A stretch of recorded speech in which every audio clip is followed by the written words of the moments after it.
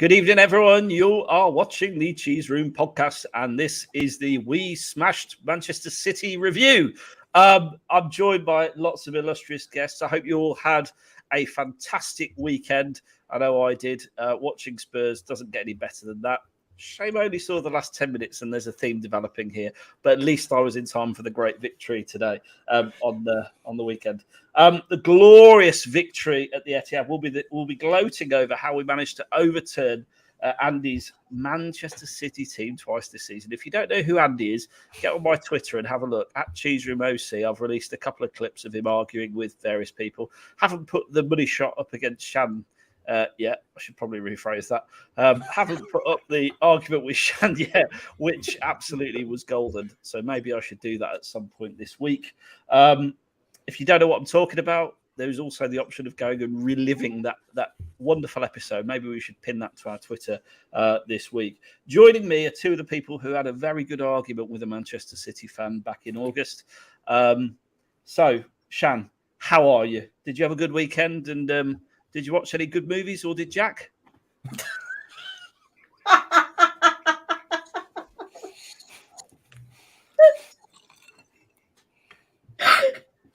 I think you might need to fill people in, caller, because I'm not sure Shan's going to be able to do it. I can't. There was enough filling in done up with the movie. Right, all the way. If you're all right, Shan, can you talk, or do I need to move on? We had a good weekend. We did watch House of Gucci. Yeah. So, how was that? Was it good? Did it have a happy ending at all, or no?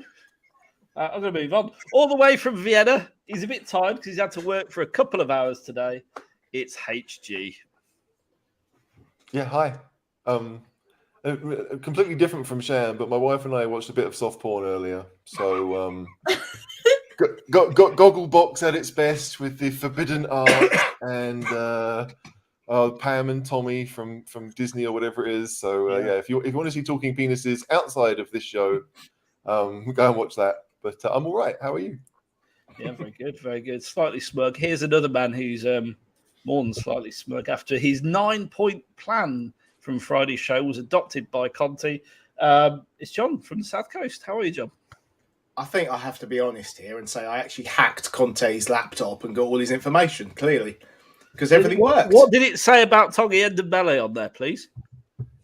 That he'll go and have a blinder for Leon and we might get some money for him. Oh, there you go. Good stuff. Thanks for watching, first of all. Super Chats are live. The ultimate way of showing support to the show, so please do click that button. And also, while you're there, smash us a like. So 52 people watching already after 3 minutes. That's fantastic. We can't appreciate your support anymore. Well, we could if you hit the like button. So please do that, because it really does help the show out. And I'm sure there'll be lots of moderators in the chat shouting out how many likes. That's a cue for all of you wonderful channel members. And thanks very much for being channel members. You too can be a channel member. Football prizes. Let's talk about our sponsors quickly. As you can tell, I'm really high on life today. Very excited. I've had 3 gins already. Football prizes are kind enough to sponsor this show. And they have got some great prizes that are coming up to end tomorrow, in fact. So the Harry Kane signed and framed White Hart Lane street sign is there. Only 65 tickets, $3.95. And there's hospitality tickets for Spurs versus Everton. And as if that wasn't enough, there is a Leeds United versus Spurs. There's 199 tickets for that at $3.99. 2 hospitality tickets to win. It's fantastic. Patrons, if you're not already a patron of the Cheese Room, what are you doing? I'm going to put the details up in our scrolling ticker. If you'd like to support the Cheese Room podcast, go to our Patreon page, patreon.com/the Cheese Room podcast. It's £3 a month. John, what do you get? Come on, hit me with the list. Get to spend lots of time with lots of wonderful people, get lots of information that I've managed to steal for the run sheet tonight, actually quite handily. But there's always chat. There's people in, I don't know, Hong Kong, Australia, New Zealand, Canada. Brendan's in Brazil, obviously. We've got people all over the world. Oh, Vienna. Always chatting. There's loads of stuff going on. Fancy football. Fancy football. We've got Prediction League. There's a cricket chat. I think you've got a FIFA one, haven't you? There's so many different chats. We've got a next manager chat, which is a bit dormant, fortunately. There was a Euros chat. So we'll probably have a World Cup one, I guess, next year. But there's so many chats on there. And if you've been a member a year or you pay for a year up front, you get merchandise. You get a mug, T-shirt, a little pin badge you can wear to matches that says, well, it's just got our logo on, really. It should say I'm a cheesehead, but it hasn't. Should say something. Without further ado, and Kerry's match thread. The match thread's good. Match thread is really good. That's where everyone gets together during match days and talks about the match. So if you're not already a Patreon, get over to the link below and hit that button. £3 a month, or you can pay for a discount, even better. Right, let's get into it. Let's talk about what we're all here for. Manchester City getting beat again. I did call anything was possible. I didn't think it was going to be quite in those circumstances. It was just extraordinary. Let's take it back a step and go to the starting lineups. HG, what did you think when you saw that team sheet? I mean, I guess it was probably what was expected. I mean, maybe we're all happy to see Dyer back. Kulusevski over Lucas was perhaps a surprise because he hadn't started for us before, and we thought maybe the pace of Lucas would hurt Man City because it had done so in the first game of the season.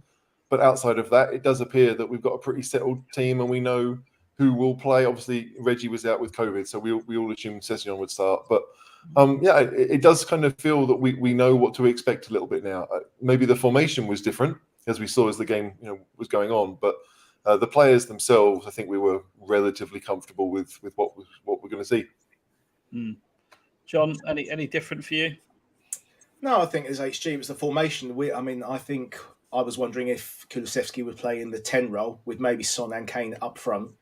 But obviously, in the end, it was more of a 5-4-1 come 5-2-3 a lot of the time.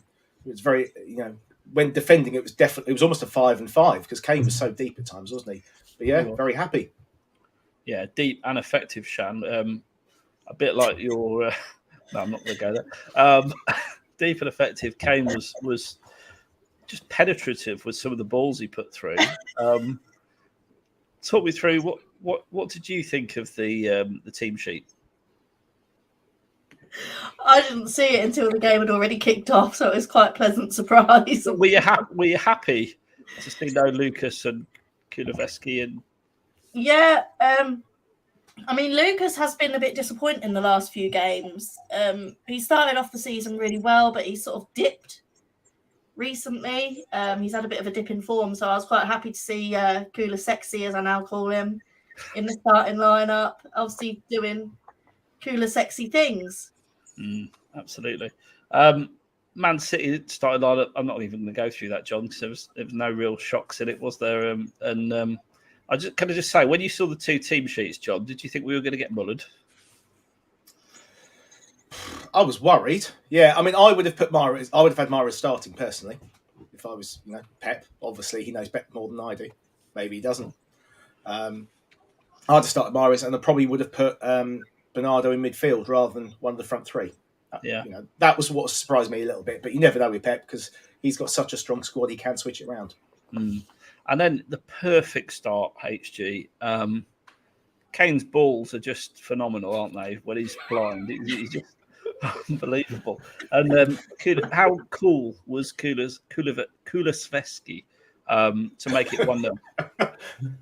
Just honestly, go with Kulusevski. It's probably going to help you out even more. It was a brilliant goal. That.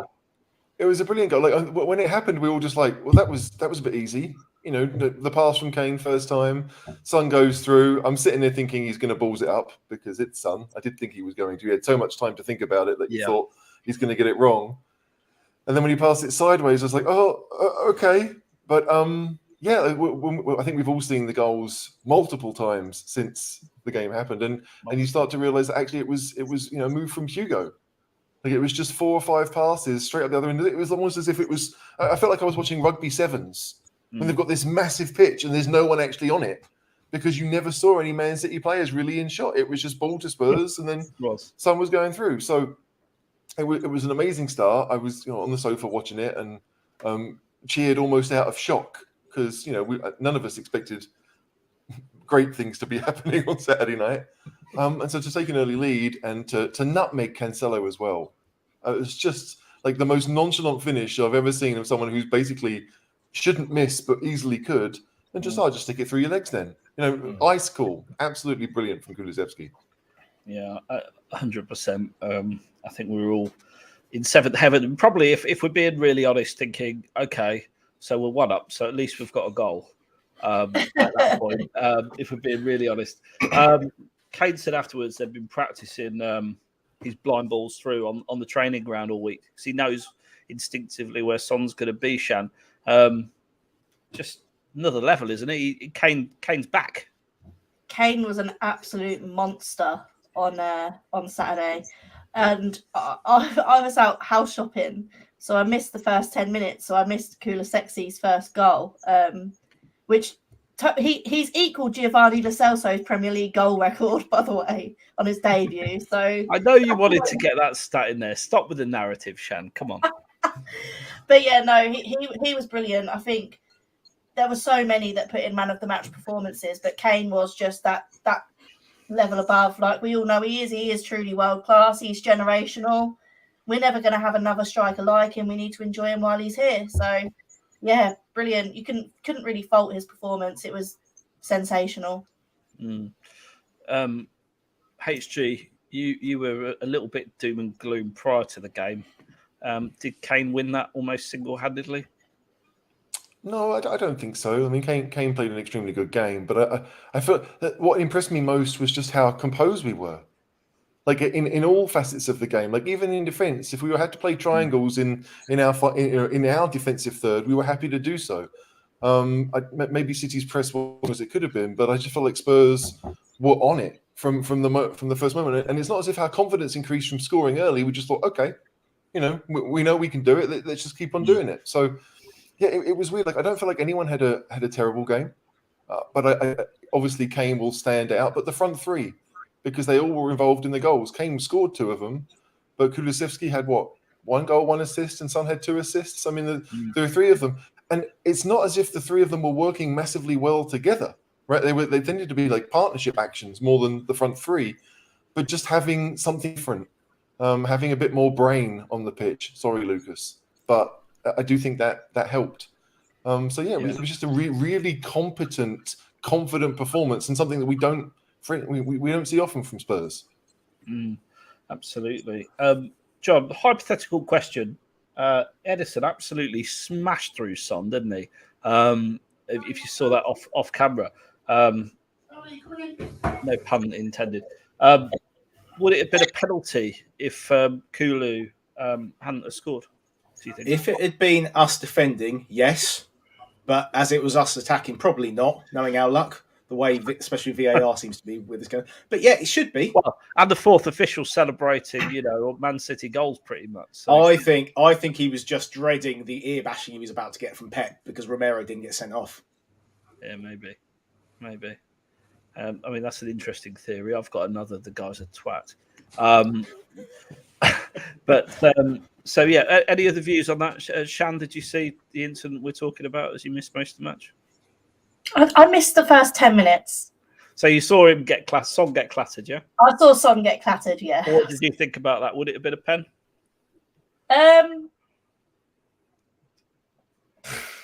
We don't get given decisions, do we? It should be, but we don't get given decisions.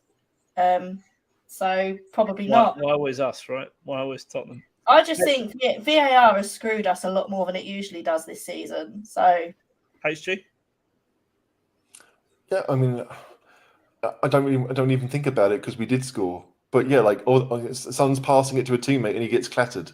That's a penalty. That would be a foul anywhere else on the pitch. Red card potentially. No, I don't know about red card because he's obviously passing it backwards and there is a defender in the way. But it was a rash challenge. He could have been given a yellow for it, but right now I don't care because the ball did go in. Like Kulusevski didn't smack it against Cancelo, which I frankly expected him to do because the defender wasn't that far ahead of him. It's not as if he had 15 yards and could pick the spot. When Gundogan scored, I guess we'll talk about that in a sec. Like there were a couple of people on the line and he found the corner. So for Kulusevski to just stroke it in as if there was no one there, because that's how he did it. It wasn't as if I don't feel like he was trying to pick his spot. He just kicked the ball and was like, "You're not going to get in the way of it." It was a fantastic finish. But do you think he meant to meg him, or that was just coincidental? I think it was coincidental. Like I want to say that he meant it, but I get the feeling with Kulusevski is that we're never really going to know if he means stuff. He's just going to do his own thing and he's going to celebrate his own way. He's going to be a bit of a ice cool man about things. I can't, even if he scores from 30 yards, I can't see him, running to the fans and sliding on his knees like Sonny would do.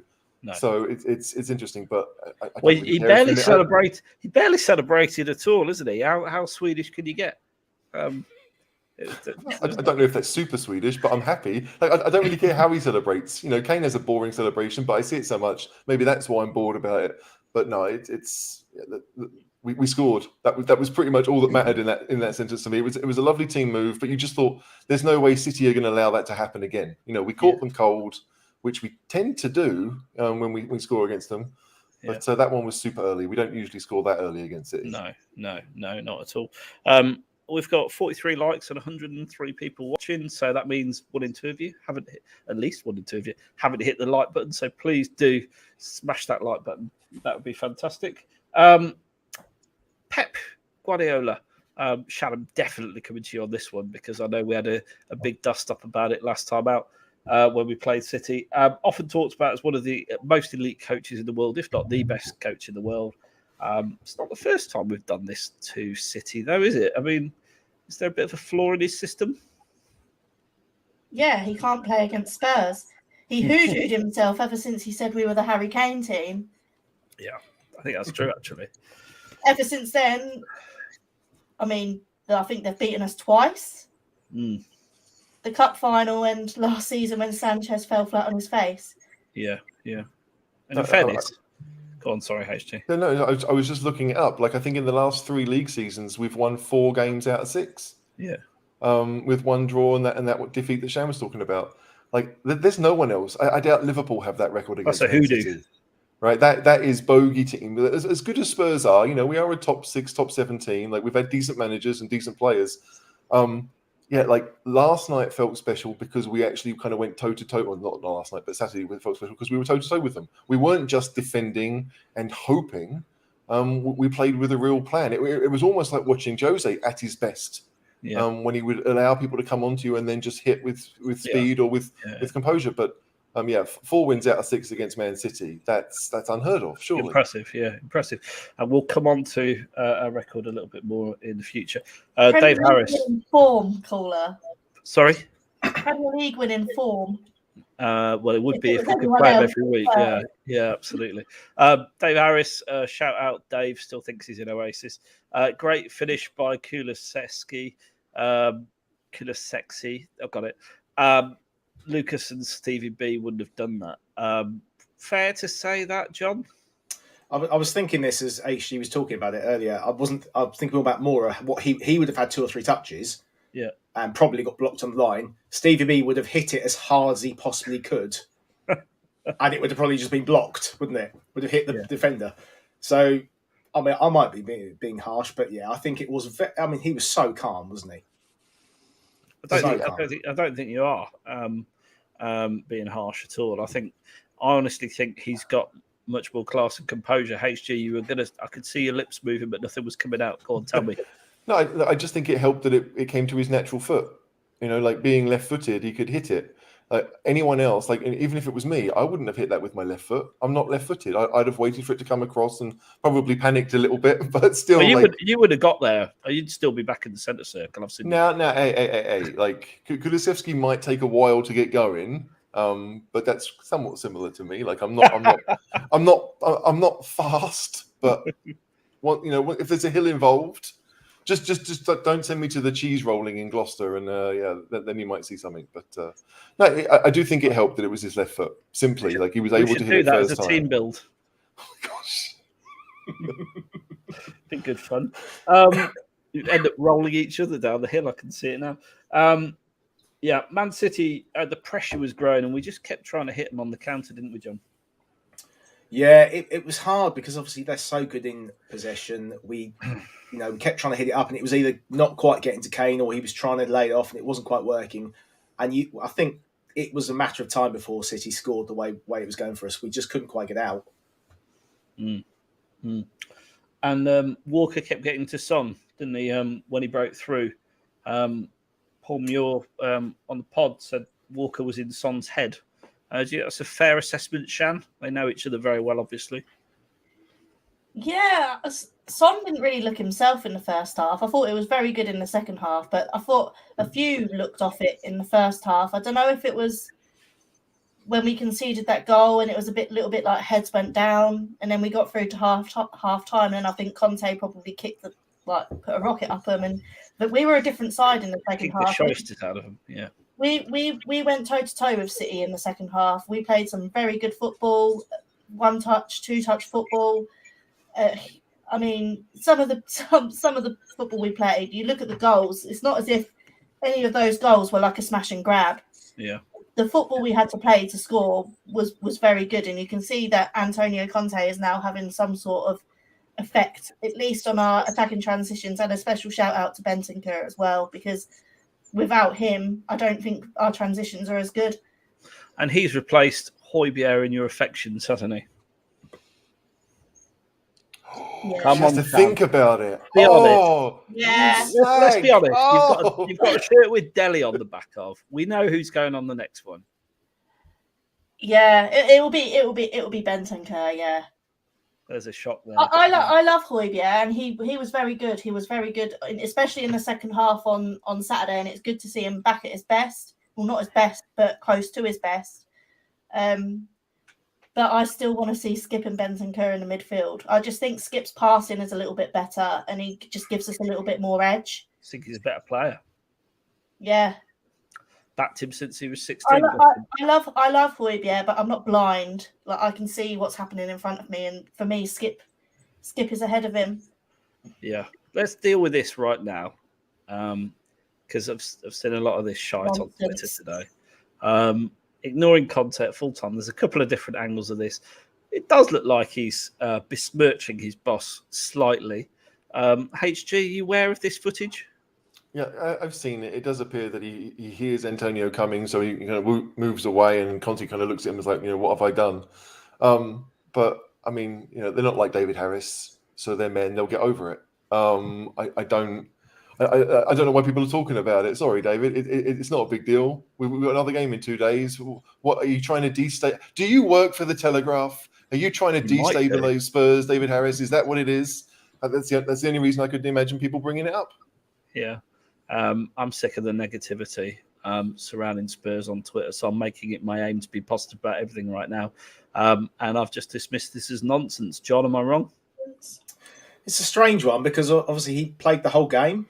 And he dropped Winks rather than dropping PEH. So I don't know why he would blank Conte. Conte got the plan spot on. I think all the players have admitted that. So either it was a misunderstanding. Do you think he did blank him? I don't think we're ever going to know. Well, we might know on Wednesday, depending if he starts or not. I think he needs to start at Burnley, doesn't he, rather than Winks? So yeah, definitely. Well, look, anyone can start above Winks as far as I'm concerned. I was delirious when I saw that team sheet and Winks wasn't in the team. That made me smile masses. And Shan, finally, I'm coming to you. I'm gonna let's put the nonsense to bed. Did your man ignore Conte? Would he dare? No. I think it's being overplayed to suit certain narratives within this fan base, and that is all I'm going to say. That is very well put. Yeah. Anyway, City drew level 1-1. No one really wants to know too much about that. Gundogan with the tap in. Wait. Do you think? Go with the howler. Let's be consistent here. Let's be fair. Go on, HG. What you I was going to say, do we really think it was a howler? I think he should have watched it 2 or 3 times, and I think he should do better. That ball was catchable. He could have caught that ball. Hugo come out with he's forgiven because he made a world-class save. He made a seriously world-class save. But if he can make saves like that, he can catch that ball. Do you not, HG? I just think it was a bit harsh. Like, it's one of those ones that bounces in front of you. Obviously, he's got De Bruyne bearing down on him. Dyer's in the area. Like, yes, that's what a keeper should be able to do, right? But it's not as if he'd had really anything like that to deal with for a while. And we haven't seen passes like that against Spurs. So, yes, it was annoying that it went straight to Gundogan. But had he pushed it to the side or had it gone somewhere else, we'd have been like, okay, it was difficult to deal with. So yeah, like I mean, Shan's right. Like he obviously got us out of the crap a little bit later when he saved from Gundogan, and he's done fantastically well this season. Absolutely. So yeah, being consistent in blaming people for when they make mistakes. Yeah, like he should have done better. He probably thinks that himself, but I don't necessarily think it was a howler. Like it wasn't like when Gazzaniga kicked Marcus Alonso in the head. I mean, that was good, but That was funny. That was funny. Until But, it The red card, to be fair. but like Hugo's made worse howlers at the Etihad playing for Spurs. I think there was one in a 4-1 defeat or something where so like we know Hugo does it. We know he does it in relatively big games sometimes, but Yeah. I didn't think that one was as bad as ones we've seen him do previously. And I didn't necessarily blame him for anything. Like Yeah. against Wolves. Yeah, I mean, yeah, I can't defend. You can't defend him for those mistakes, I don't think. But the reality of the matter is, the matter of fact is that, as you've said, HG, he's bailed us out numerous times. So I think the thing is with keepers, it's easy to criticise, but when they make a mistake, it normally ends in a goal. Yeah, exactly, Kerry. But the times he makes an absolute worldie of a save, as he did against Gundogan later in the game, then he redeems it, doesn't he? Because a lot of keepers would not have got near that. So I just think it is as it is. He's been perfect for the last sort of 12 months. He's made a couple of mistakes in the last couple of games, and let's hope he's got them out of his system and we move forward. We certainly don't need any against Burnley. That's a fact. Hope not. Sorry, Shan. I really hope not, because I might be going, and that'll be. I mean, don't go. Sitting at Turf Moor and seeing Hugo make another howler, it's just more torture than anyone needs in their life. So, who put their hand up if you think Shan should stay away? I don't know what you mean. Look, I've seen Spurs win more than I've seen us lose. What, this season? Yeah. To be fair, Shan's been to a lot of home games that we've won. It's just that we only really remember the one when she went to Chelsea, and you went to United as well, didn't you, Shan? United. Chelsea we twice, remember that. United. Yeah, exactly. Yeah. And we were terrible against Morecambe. We were terrible. We were lucky against Morecambe. I was about to chuck you off tier 2. Jack was going, do it. Jack was going, do a goal. Oh, yeah. Never mind. He's hardcore now. He is. He's got a sign for his truck and everything. Anyway, second half, more of the same. City dominant, and we're struggling to break out until suddenly we broke and 2-1 Kane. John, what you got to say about that? Well, it went forward to Harry, didn't it? And he did that thing. He was on the right hand side. He did that thing. He just played the ball to Son almost without looking, and the defender, I can't remember who it was, headed up in the air, and Son managed to pick it up. Or did Cesc pick it up? Cesc picked it up, first, passed it to Son, Yeah. and Son just saw the part. The picture was just in his head. He knew exactly where Harry was going to go. Lovely little ball in. And I do agree with Shan. I thought Son wasn't 100% on it. He worked really hard. No, I don't think he's 100% back to form yet. So Yeah, considering I he had 2 assists is amazing. Let's hope he does improve, because he'll start scoring goals the way we've seen him before. But it was a beautiful finish. I nearly need another drink. I'm getting low, so someone might have to take over. What are you drinking tonight, John? Well, this one's finished. That was a bit of a gin and a random fizzy drink that I I've have got found. gin. Shan, what are you drinking tonight? Oh my God, that's a big glass. What is that? Andy's tears. Delightful. If you're new to the channel, Andy is a Man City fan. We had on before, and Shan battled him. And won because it appears he's given up YouTube. So there we go. Andy, if you're watching the broadcast, make yourself known. We'll send you an invite and you can come on. Of course you won't. You're a City fan. You only sing when you're winning. Okay. And then, of course, straight away almost, Son came through again after a brilliant break. Bentancur, how good was he, by the way? Spurs tweeted that move earlier on today. I think there was loads of passes in it. Sexy football. Should it have been 3-1? HG? Absolutely. Like, we've done all the hard work. One-touch football as well. That was the. I not didn't used to notice seeing that. it, are we? We're No, just not used to seeing it. And I didn't even notice it until today, until it was retweeted by Spurs. I just thought, wait, because, it seemed quite calm and we seemed like we knew what we were doing, but at no point did I think that it was just one touch until Kane went to control it before shooting. But once he got the control right, he should have scored. He should have scored. I mean, Harry Redknapp's wife is sitting there thinking that she could have done better. It was a shame because it should have been goal of the season, probably would have been goal of the season because it was just to do that at City. It's right? amazing. Granted, we had no pressure. It was a bit of a free hit for us, but to just do it so calmly, a simple ball out wide from Bentancur to Sessegnon. Bentancur runs into space. Sessegnon finds the space, then back to Son. Son kind of takes his time before looking up, and there's no one near Kane. I mean, they've got two defenders around him, but they're not marking him. They're just running with him. It would have been. It should. I mean, unfortunately, I saw John comment about it on the chat, so I knew it was coming, which always ruins moments like that. I was like, it should have been 3, and I'm like, oh, we're about to miss a sitter. Great. But when you watch it, it was Kane will kick himself for a good year or two because he'll know it was probably the easiest chance he had all game. Yeah, absolutely. There's 190 people watching, 71 likes. Please do us a favour and smash that like button. There it is. Come on, hit the like, please. And I'll cover up HG and John's face even more for you. We've covered the save from Gundogan, but it was a fantastic save, I thought, from Hugo. And then 3-1, Davis out to Kulu, shot deflected, fell to Harry Kane. Quick footwork, smashed in the bottom corner. Offside, unfortunately. Christ, we could be 4-1 up at this point. John, it was the right decision, wasn't it, in the end? It was interesting seeing the interview with Kulu earlier. He actually thought he was more offside the second time than he was the first time. He didn't think he was offside the first time. But what really pleased me was Kane's feet. Because how many times has he dithered in the box this year and not got the ball away? That showed to me he's back. I really thought that. He had such a good game. But he had 2 or 3 touches very quickly. Bottom corner, boom, gave Ederson absolutely no chance. As I said on Friday, shoot and Ederson will let the ball in. Yeah, I think you're absolutely right, John, and that proved to be the case. Such a shame, HG.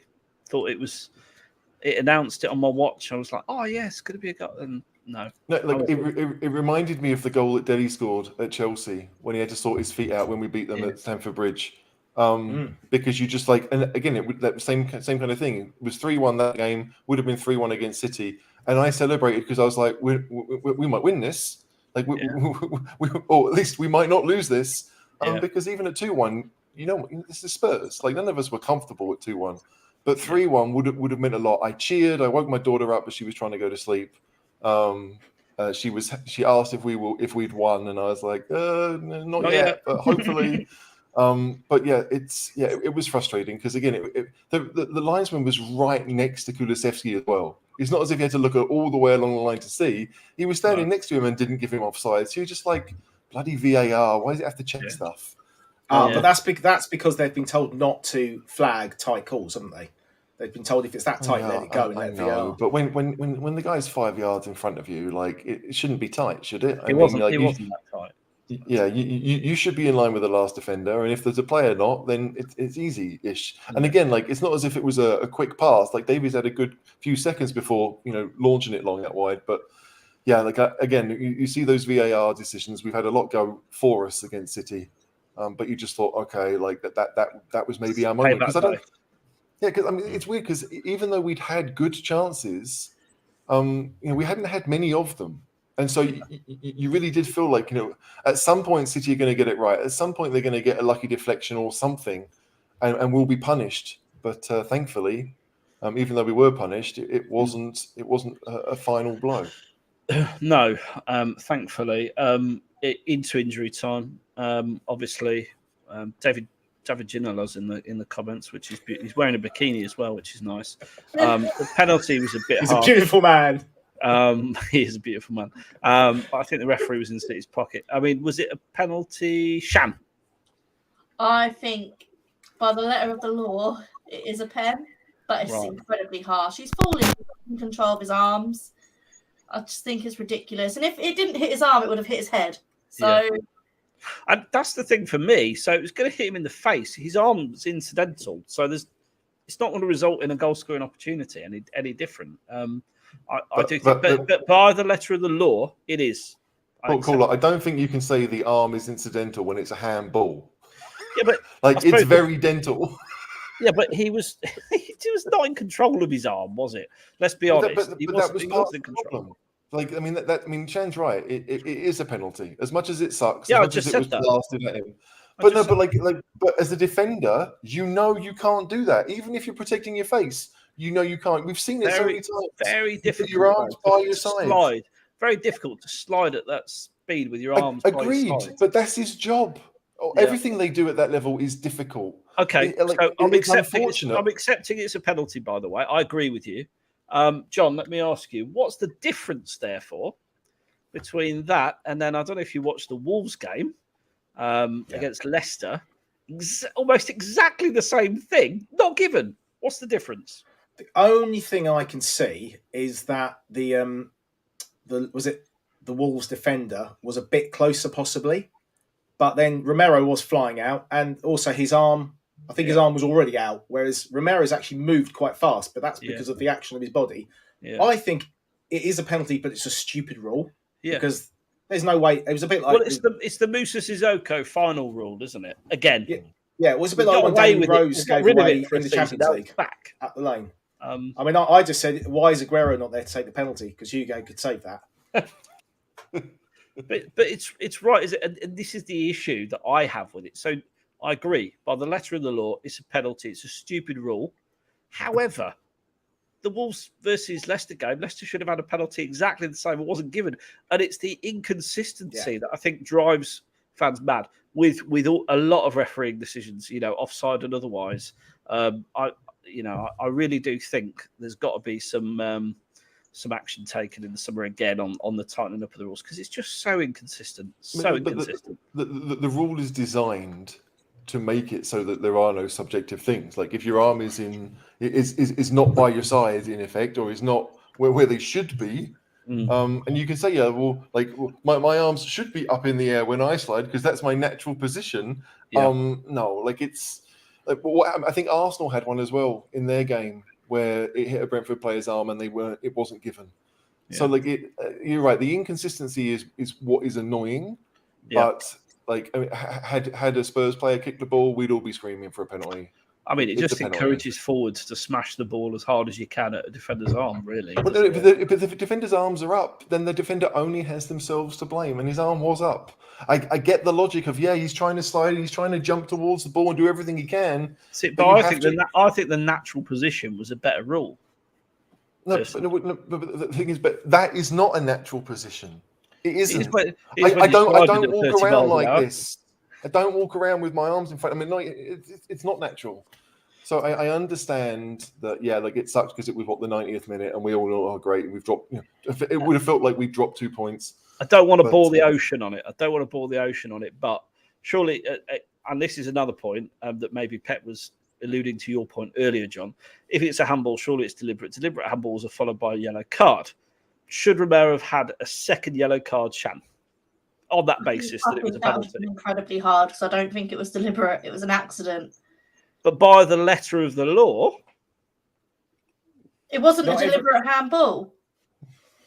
He's not trying to handle it. He's not tried to handle the ball, has he? He's falling, and it's gone into his arm.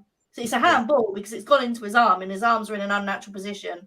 But he's not deliberately handled the ball. He's not moved the ball to go into his favour or to try and he hasn't. You can't give a yellow for that. That would have been incredibly harsh. It's what Kerry says here, right? The idea of having it, the one from King Hoddle, right? It should be unnatural and deliberate. Unnatural, you can kind of codify and say where your arm should be.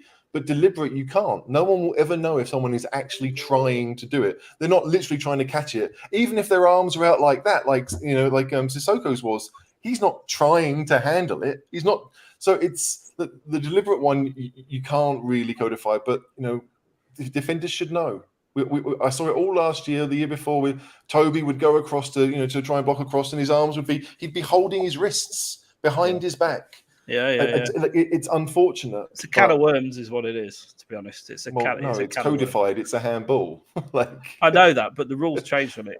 Twice in 2 seasons, hasn't it? So 3 seasons, I should say. So there's clearly some debate about again, that's it. their job. Like my rules at work change weekly because of COVID. It's my job to know them. There's no excuse. To answer Adrian's point, he should have just let it smack him in the face, right? Yeah. Basically. I think I think Anthony Taylor was interesting. Didn't get a long look at VAR. He seemed to be just looking at a very slow mo of it, and I think really you should be looking at it at full speed. But I think he decided anyway, to handle the rules. Slow-mo. Say again? It looked a lot worse in slow-mo. Yeah, exactly. But I think he needs to. I think he's looked at it, thought it is a handball technically, but it would be harsh to book him for that. I think that's the decision he's made. I think he's thinking that'd be ridiculous to send someone off. Well, okay, let's move on. Mahrez's penalty, unsavable, I would say. That was like literally under pressure, the perfect penalty. Fantastic. Did anyone see us scoring again at that point? Let's be really honest. I didn't. I thought, if anything, we're going to concede. Yeah, all of our bums are twitching. Absolutely. We're looking at 7 minutes. Oh, buggery now. Here we go again. None of us expected Spurs to go up the other end and score. And and it's such a good goal too. No one expected that. Yeah, no, absolutely. It was a great move as well, wasn't it? Absolutely fantastic. John, to be that cool and collected in added on time, what was it, 90 plus 5, I think. How good was that? It was just really good passing. And again, one touch stuff. And Bentancur just clipped a nice sort of Danny Drinkwater style ball over the top, didn't he? The way he used to do for Vardy. Yeah. Rugby-esque. And then we had a very nice Kulusevski. Oh, Kulusevski. What? Kulusevski. Now, let me ask you a question here, Shan. Would Harry Winks have done Harry Winks or Lucas Moura or any of those players been able to do that? I've never once said that Harry Winks would try and do something like that. Winks, people will think I'm obsessed. Would Lucas Moura, who he was in for, be able to do that? No. I've got a better question. Lucas Moura can't really cross. Would Gareth Bale have put that ball in? Or would he have whipped it so hard it would have missed everyone? Oh, he'd have scored. He'd have put that ball in. Gareth Bale put in a similar ball for Kane against Palace, didn't he? Yeah, he did, yeah. Okay. So Gareth Bale would have done, but Gareth Bale wouldn't have run to get there. So, Gareth Bale had already been there. Kulusevski. I saw a question earlier. Apologies, I can't remember who it is, but I'm going to come to this now very quickly. The 2 signings we've made, Bentancur and Kulusevski. Twitter was having a field day a couple of days ago, talking all kinds of nonsense. People on there are generally a bit crazy when it comes to Spurs.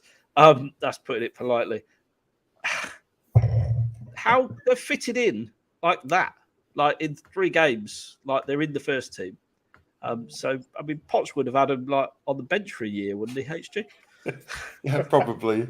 I mean, it's weird because when Poch bought Wanyama, he was straight in the team, and that was pretty much the last buy of his that went straight in the team. That everyone else was squad, and it was only really Lucas and Aurier after that, wasn't it? And even Aurier had to battle a bit with Trippier. It's good to see them being used. I think we all knew they would be used because we shipped others out to get them in, so we expected it to happen. Yeah. But it's just nice to see brains on the pitch because I think that is what it is. There's composure now in midfield. Kulusevski doesn't look like anything phases him. But they're young. They're really young. I mean, Kulusevski, he's 21. Yeah. Composure. Yeah. I mean, he's 21, but played games for Sweden. I saw a comment earlier that he's like Zlatan, like all he wants to do is win. That's his only focus. We want players like that, and he'll play regularly for Spurs. He's not going to be a squad player like he was at Juve, and perhaps at Juve he would have got more games now that Chiesa did his knee, but he was like, no, I want to come and play for Conte and play for a massive club and play regularly. So yeah, 21, and Bentancur's 24. He's approaching the prime of his career. Like, we talk about Højbjerg maybe being eased out, but Højbjerg, Skip, and Bentancur, they're all 26 and younger. Yeah. Even Winks falls into that category weirdly, although I still expect him to leave at some point. But I do. I do. But I just think that there's a lot to be hopeful for. And it's weird. It just took one performance that none of us expected After the Wolves game, I think we all thought, oh, what's going to happen here? And then after City, we're like, well, I mean, that looked like peak Chelsea. Yeah. Like we were just, we were even though we didn't have the ball, we were in control. I never felt like we were struggling really. Even after they got their equaliser at 1 each, and you started to think, okay, if City get a second before half time, we'll be in trouble. Yeah. Even then, it felt calmer than I've seen Spurs play for a while. So the pair of them, it really did help. I mean, that leads us to this. What's that? Do we have credit for Paratici, Shan? While I get a drink, is that right? Hey? He knows the players. That's why he signed them. He's always going to rage Juve for players that he signed because he knows what they're about. Pass this around while I reload on gin. Yeah, I think they're two very good signings. They're both physical. They've got the strength that they need to play for Spurs. It's very opposite to a Brian Hill type signing, who's not much younger than Kulusevski. I think they're pretty much, there's not a lot in it as their HG. Brian Hill, it might be his birthday today, actually. It's February, but he just turned 21. And so there's a year, because I think Kulusevski turns 22 end of April. But yeah, you're right. They're youngsters, and like he's doing what Redknapp would do. Redknapp had the players that he trusted, and wherever he went, he would buy them. So it's nice to know that he knows what he's going to get, and he hasn't just bought them on their footballing talent. He's bought them because of the type of player that they are. Like Bentancur came over to Europe at 19 to play for Juventus. That's a massive club. He was playing for River Plate, but that's a massive club too. He's got that experience. Kulusevski, although he'd only been at Juve not that long, again had played Serie A football for 2-3 years. Has played international football. Like they're not. I mean, Harry Kane was 21 when he started really playing for Spurs regularly, and these guys are well ahead of him at that age. So you just have to hope that if they've got the right mentality, and that's what really set Kane apart. If they have that mentality, then they will just get better and better in the way that Kane has. I don't think we can fault their mentality at all. I think everything we've seen from them. I mean, Bentancur in his first game against Brighton, coming on as a sub, he was telling Harry Kane what to do and where to go. I just think that they're the type of players that we need to sign, and I hope we sign more of the same in the summer. And it's all well and good buying young talent that has potential, but we can't keep doing that and not expect to go backwards, because I think that's what we've done. The trick is, though, isn't it? And this does appear to be, on the whole, what we're doing. We're buying young talent that's already good Premier League standard with a really high ceiling. Young talent like Jack Clark that hasn't proven themselves. It's all get young talent, but get young proven talent. But Brian Gill was, he's played for Spain. He's not. Had he though? Really? Yeah, he played. I think he only played once for Spain, but like he's obviously involved. And again, he was wanted all over Europe. It wasn't just Spurs that were after Brian. He's talented. He's super talented. I think the issue is, as Daniel points out, is that if you're big and strong, you can handle the Premier League a lot quicker. Right, like Brian Hill again hasn't really had a chance. I don't know if he's played much under 23 football for us, which he could have done easily. So he's been training and playing, 1 minute in the Premier League, for like 7 games in a row, and maybe come on as a right wing back. He's not had any real chance to get used to English football. But yeah, when you're bigger and stronger, like Romero's not exactly the most dominating of centre backs, but he plays as if the field is his. That's it, right? So it's mentality, it's physical shape. But like Bentancur, again, he's a tall player, but he's not solid like Højbjerg. It's how you approach the game. Like, do you believe that you belong at that level? Maybe Brian is a bit like Sessegnon, doesn't really know yet, but I don't think we did Brian any favors by where we played him at any point in his Spurs career. So he didn't get hardly any Premier League football whatsoever. I don't think you can write the graph or say how good or bad he is, because we just haven't seen him. I just don't think he's physically ready for the Premier League. I just think it's a bit too much for him. I don't think that necessarily carries. Look at David Silva. Players like, there are slight players in the Premier League that have done fantastically well. I think he didn't get a fair crack of the whip. He's gone on loan. Hopefully, he'll come back better with more experience. And that's my hope for him. But can I just move on from Hill a little bit, because I feel we're getting sidetracked, and talk about a bit of Christian Romero appreciation and how good that man is. he was, when we signed him, the MVP in Serie A of a centre back. John, how impressed have you been with him so far? Very impressed. He is a walking yellow card, isn't he? As he's got. Did I find the stats? He's had 9 yellow cards in 15 games or something he's played for us, which is a bit of a worry. He needs to sort of find a balance. But his performance was even more improved on Saturday, as was Dave. I mean, Davis went up a massive level, didn't he? And I think it's because of having Mr. Dyer in the middle. And I criticised, like many of us did, Mr. Dyer last season. But he has come on so much, and he's made such a difference. We all hoped he would make a difference, and he was massive for us. So I think, but Romero as a right-sided centre back, not a central centre back, I think is the way forward for him, and he will be top draw for us. I think. I think if you upgrade Davis, you've got a really good 3 centre backs. I think you need a 4th in reserve. Maybe that's Davis, because Davis hasn't let us down. Had a good game against City and has played pretty well most games. Most games he's been. Had a couple of thinkers, but who hasn't? Is that dodgy pass back to Hugo against Wolves? That's the only mistake I can think of. Davies. Show me a player that doesn't make mistakes, I suppose, and that's the truth of it. But as an understudy, I think he's fine. I think we need a better left centre back. We do. But I think when you've got Romero, Dyer, plus another quality, someone like Jules Koundé, that kind of class. We're after Botman, aren't we? That's what you need. Botman, yeah. But all these players want Champions League football, so I think it very much depends on where we finish in the league, if I'm being really honest. Joe Rodon's clearly not going to get a game. He ran to him, didn't he? He got a hug. It was really weird. That was very strange. I don't know if you've seen the video, but I think Spurs, the Conte cam that Spurs put up earlier on their Twitter feed, he actually went, when we scored the 3rd goal, he ran up past, celebrated with some of the coaches, went straight to Rodon. None of the other players got a hug. It was really quite interesting. Really weird. Yeah. Well, maybe I can imagine that they'd had some kind of conversation. Do you know what I mean? Like, they're kind of like, I feel like we're going to win. I feel like we're going to get a late goal. And it was almost like whatever they said came true, and they wanted to celebrate with each other at that moment. Because, I mean, John's right. There's no real logic for him to run up to Rodon, a guy that has played, 1 game under Conte? But yeah, like, if the spirit is there, I don't, that's it. Like, you want to see clearly the players love Conte, and Conte does say a lot of good things about the players. I think Conte and Højbjerg, there's probably a lot of similarities between the two of them, because Conte was a midfielder that you didn't really want to mess with and would say his piece. There may well be that kind of, you end up disliking the person who's most like you.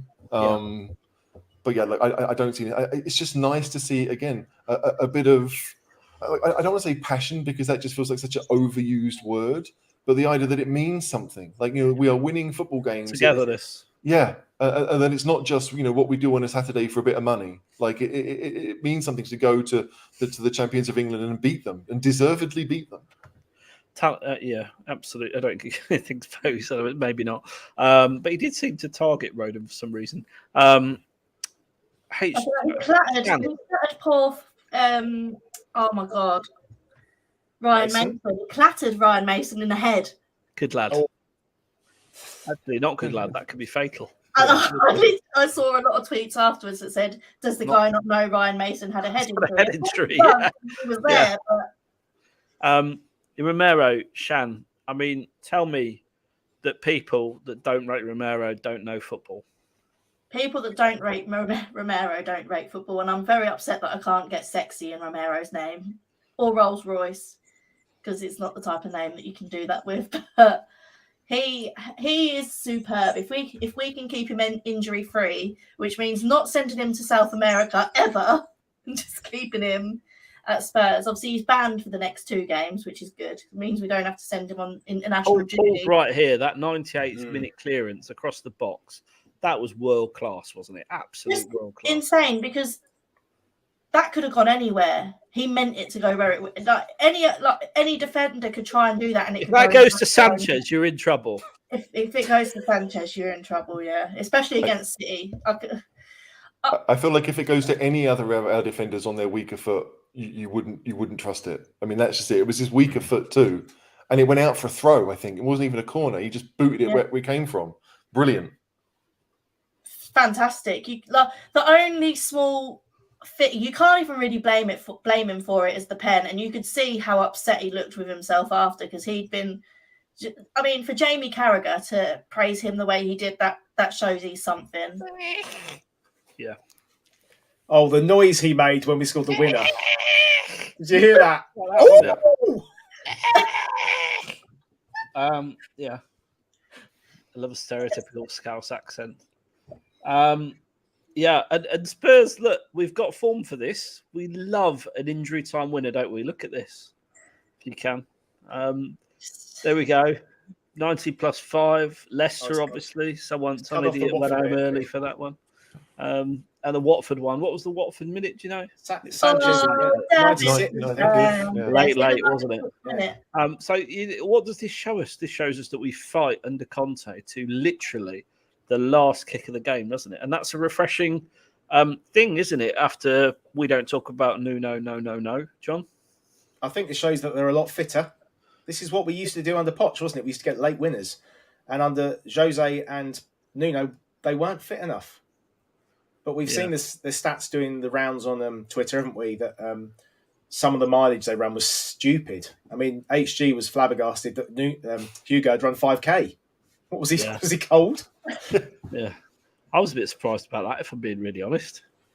Well, maybe that was jogging to How many times can you run the 18-yard box? Yeah, he did run all the way to the dressing rooms. Does that count?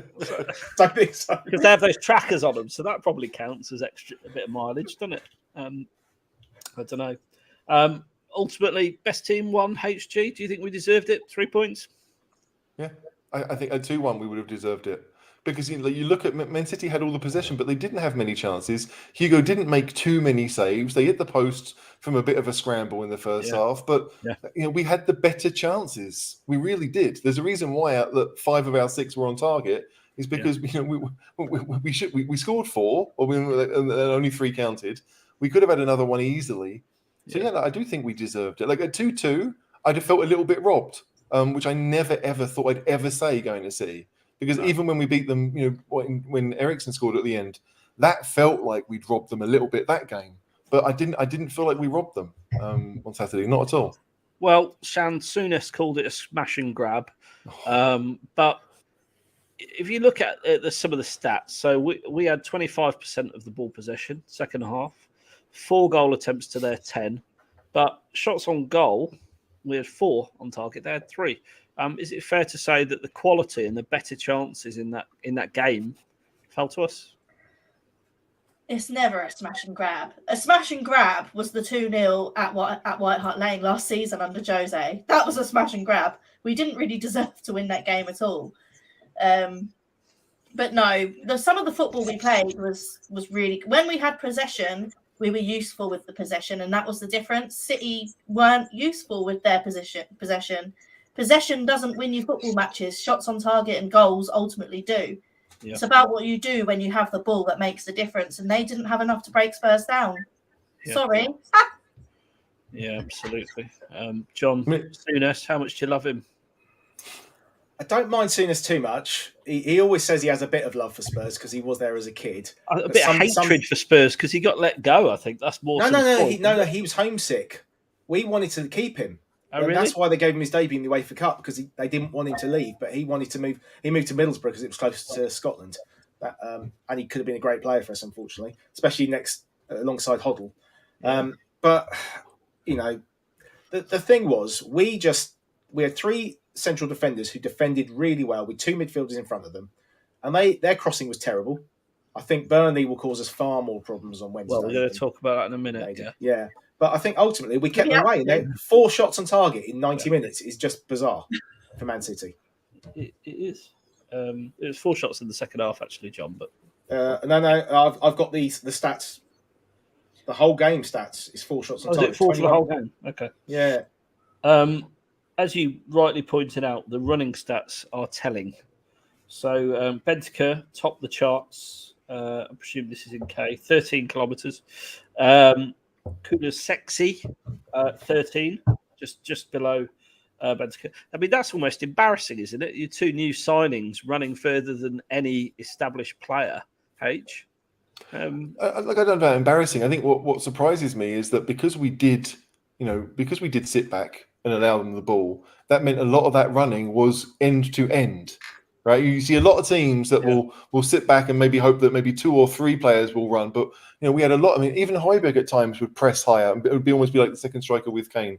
Like when you look at the Kane's second goal, when Son crosses the ball, like I think Kulusevski's in shot, I think Højbjerg's in shot, I think Kane's in shot. There's 4 or 5 Spurs players on the edge of the box, waiting for the cross to come in. That we haven't seen that in ages.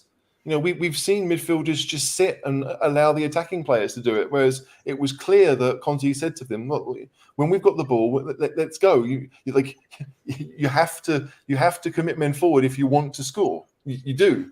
So we were well aware that by doing that we might leave ourselves open, but I think it was great. Like the sheer running back and forth, especially from Kulusevski down that right hand side. Like he was often the major outlet down there. Royal obviously didn't really get up and support him too much. I think Royal was maybe the worst of the outfield players when it came to running stats.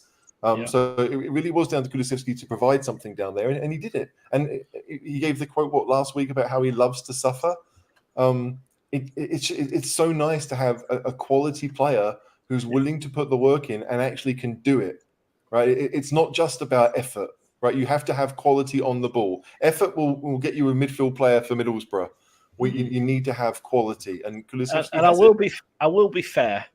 HG was really promoting Kulusevski's credentials back in June when we were doing these shows a long time ago, and no one was watching. So I have to say that unfortunately, I have to tip my hat and give you a little bit of credit there, HG, because he's doing well. Have you thought of an employment working as a football scout?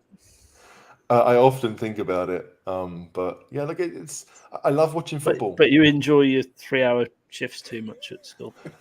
Hey, you can do both, can't you? Like since when has a football play been played at the same time as school? True. I can do both, but like I do. I love watching football, and I think, rightly or wrongly, but I think I've got a bit of an eye for it. So, Romero came in, and I thought first game he looked great, better than we'd seen in a while. Yeah. Bentancur has been better for Spurs than I expected, if I'm honest.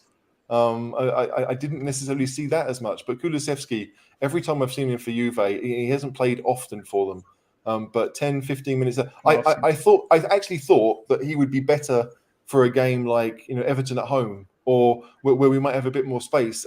Playing on the counter attack like we did, I didn't think it would suit him. But it's because we didn't play with pace; we played with brain, and that's what he's got. And so Kulusevski looks like he should be a star until he leaves for someone big. I mean, a star for the next 4 or 5 years. When we get top 4, he won't need to go anywhere, will he? Man of the match for you? I'm going to go around the room. I mean, it's got to be Kane for me. First, I mean, he was superb. Shan?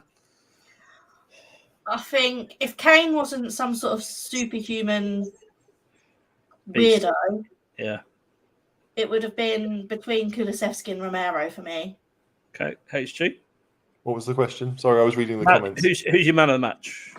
It's got to be Kane. Got to be Kane, yeah. I mean, like as much as the whole team played well, Kane got the 2 goals that won us the game. It's got to be Kane. And should have had a third that was disallowed. He really should have had that. That was the easiest.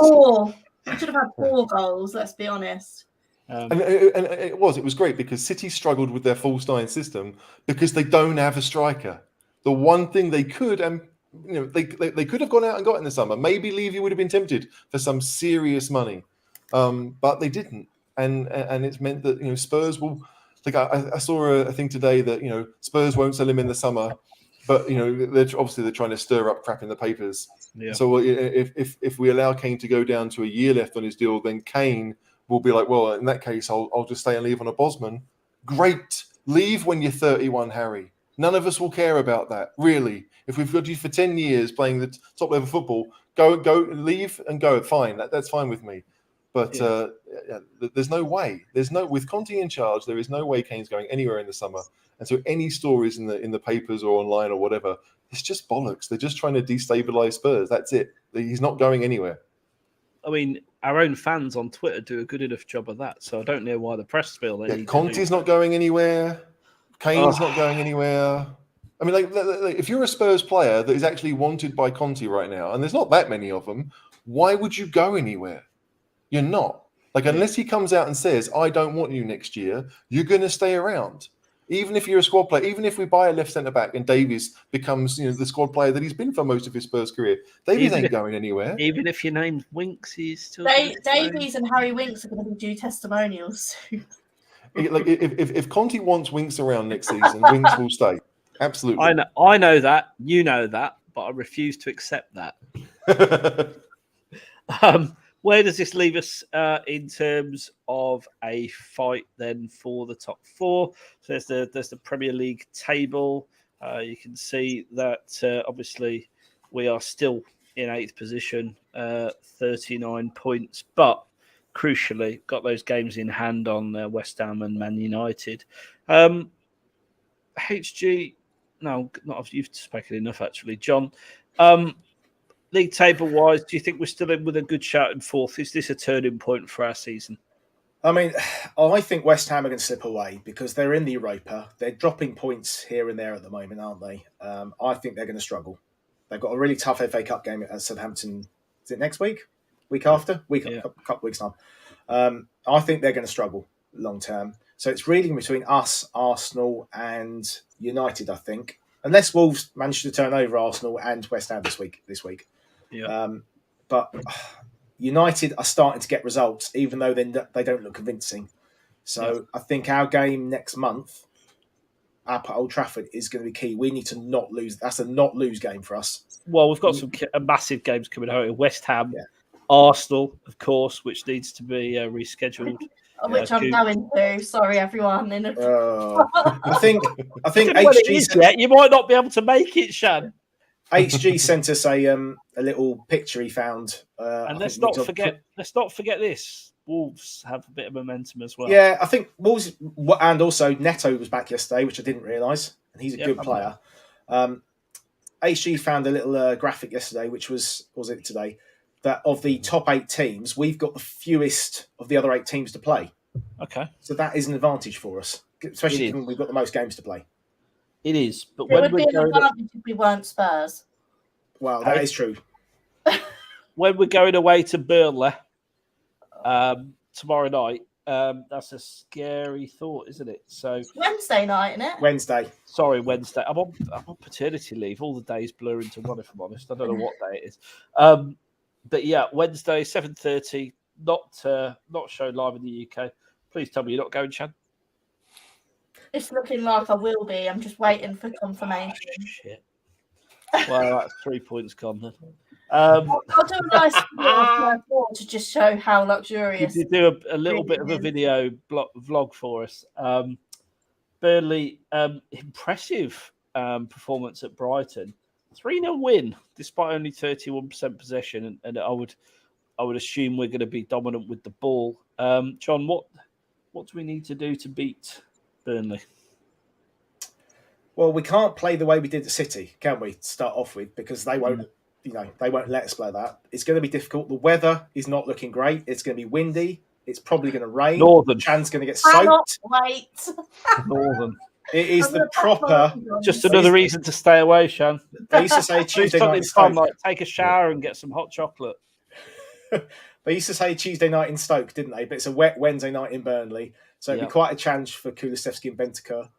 I think we've just got to be just not complacent. Play the calm football we did the other day when we have the ball, and don't make mistakes. And the chance, a couple of chances will come. I mean, have you got a 9-point plan for us or what? I haven't. No, that's why I put in the run sheet for you to ask Shan this question. But well, I didn't see an instruction. Oh yeah, no, you did. Yeah. Well. Shan, can I just advise you? Stay at home. Take a nice hot shower. Watch a film. The two don't have to be simultaneous. Relax. Take it easy. Stay away. Yeah, watch it on your dodgy stick. Is that a plan? I've already got the time booked off, so if the ticket's mine, I'm going. I'm sorry, caller. Okay. Well, what do we need to do then to win? I think we need to play one-two touch football. I think we need to play crisp. If we play the type of football we played that led up to the goals against City, I don't think we'll have a problem. Obviously, we're not going to be able to get in behind Burnley as much. But if we can pass the ball around them, great. Yeah. I think we do them for pace. Obviously, they're physically stronger. They're a bit of a man mountain when it comes to how physical they are. But we just need to play. We just need to play to our strengths. I think with Bentancur's passing and Kulusevski's creativity on the right, we just look more balanced as a team.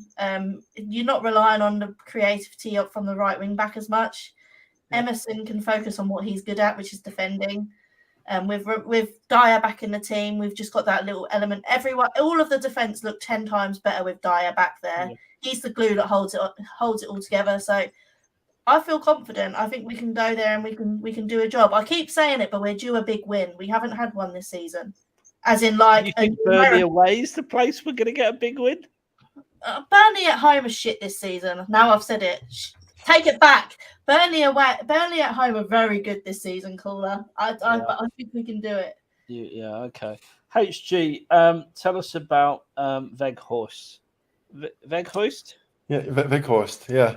I'm so good at this. Scored an awful lot of goals in German football when he played for Wolfsburg. Got them to the Champions League last season. Is your archetypal number 9? You know, like if you wanted to, like he's Chris Wood but better, right? Yeah. Like he is a better. They've upgraded, right? But they have upgraded. Weghorst is a great player. But what do Spurs do right now? You look at Dyer and you say, right, Dyer, you have to take him. Because Weghorst is 6'6". He's a big man.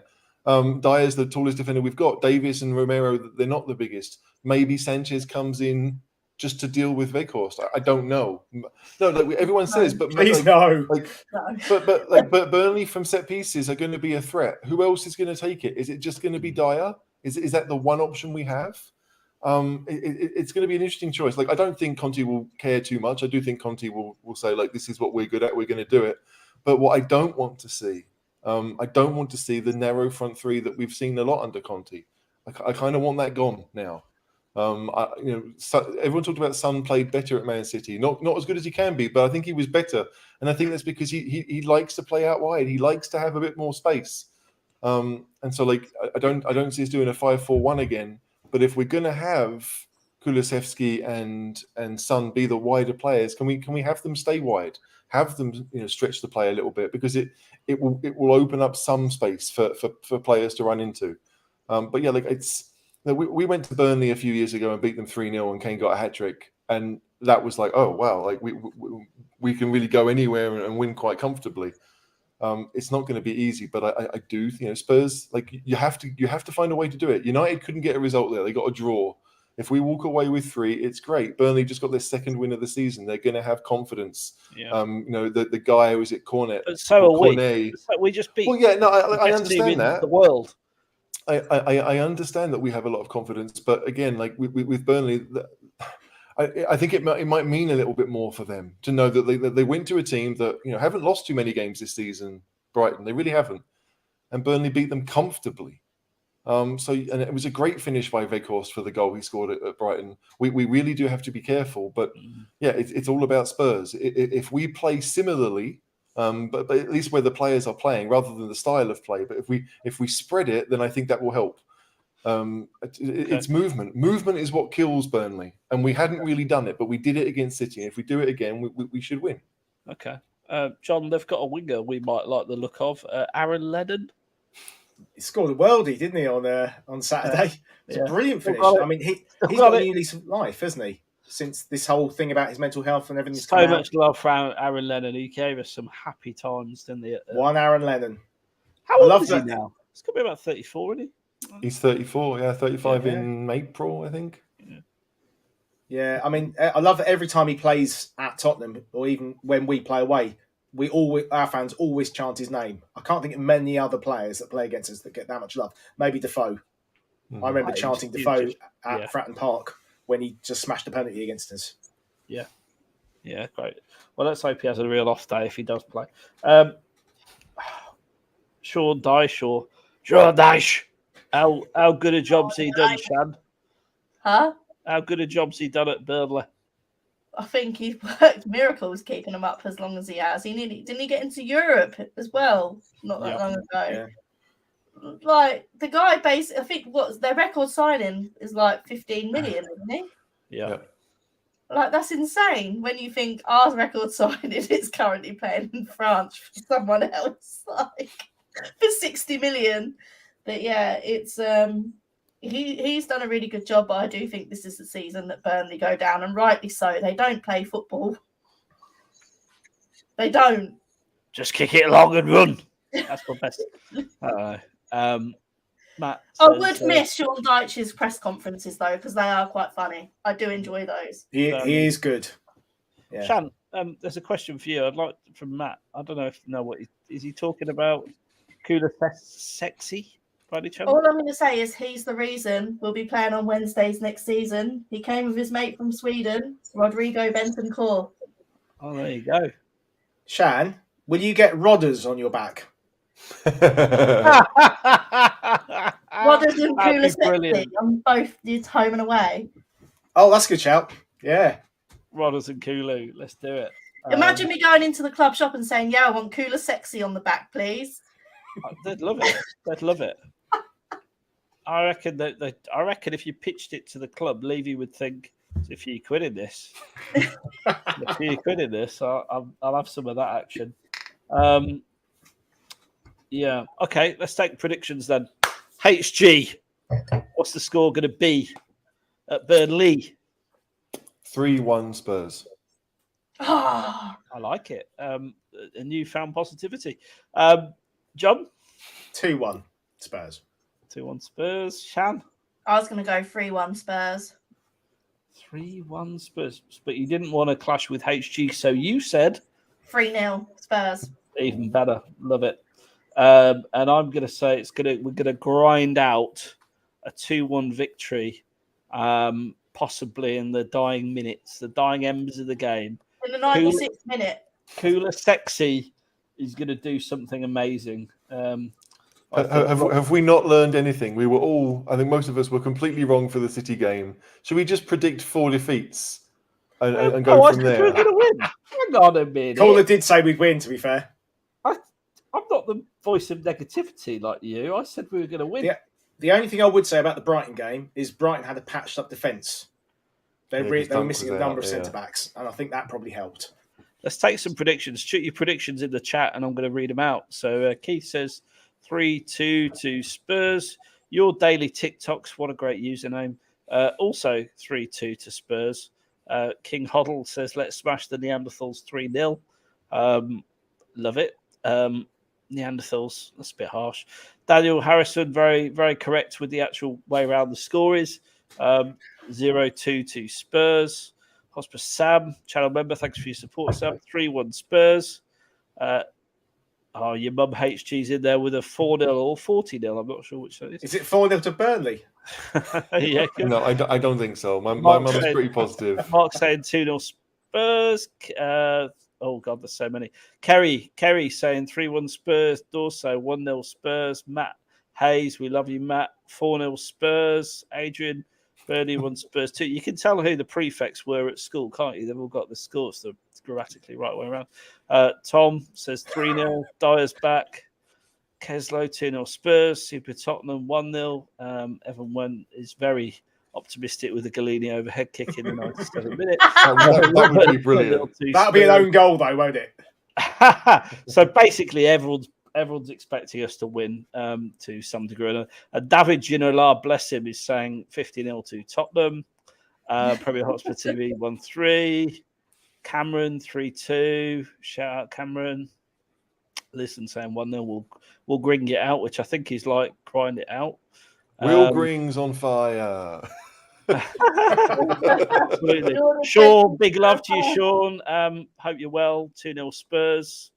Charlie Kane would put 0-2. Don't know why that works, but there you go.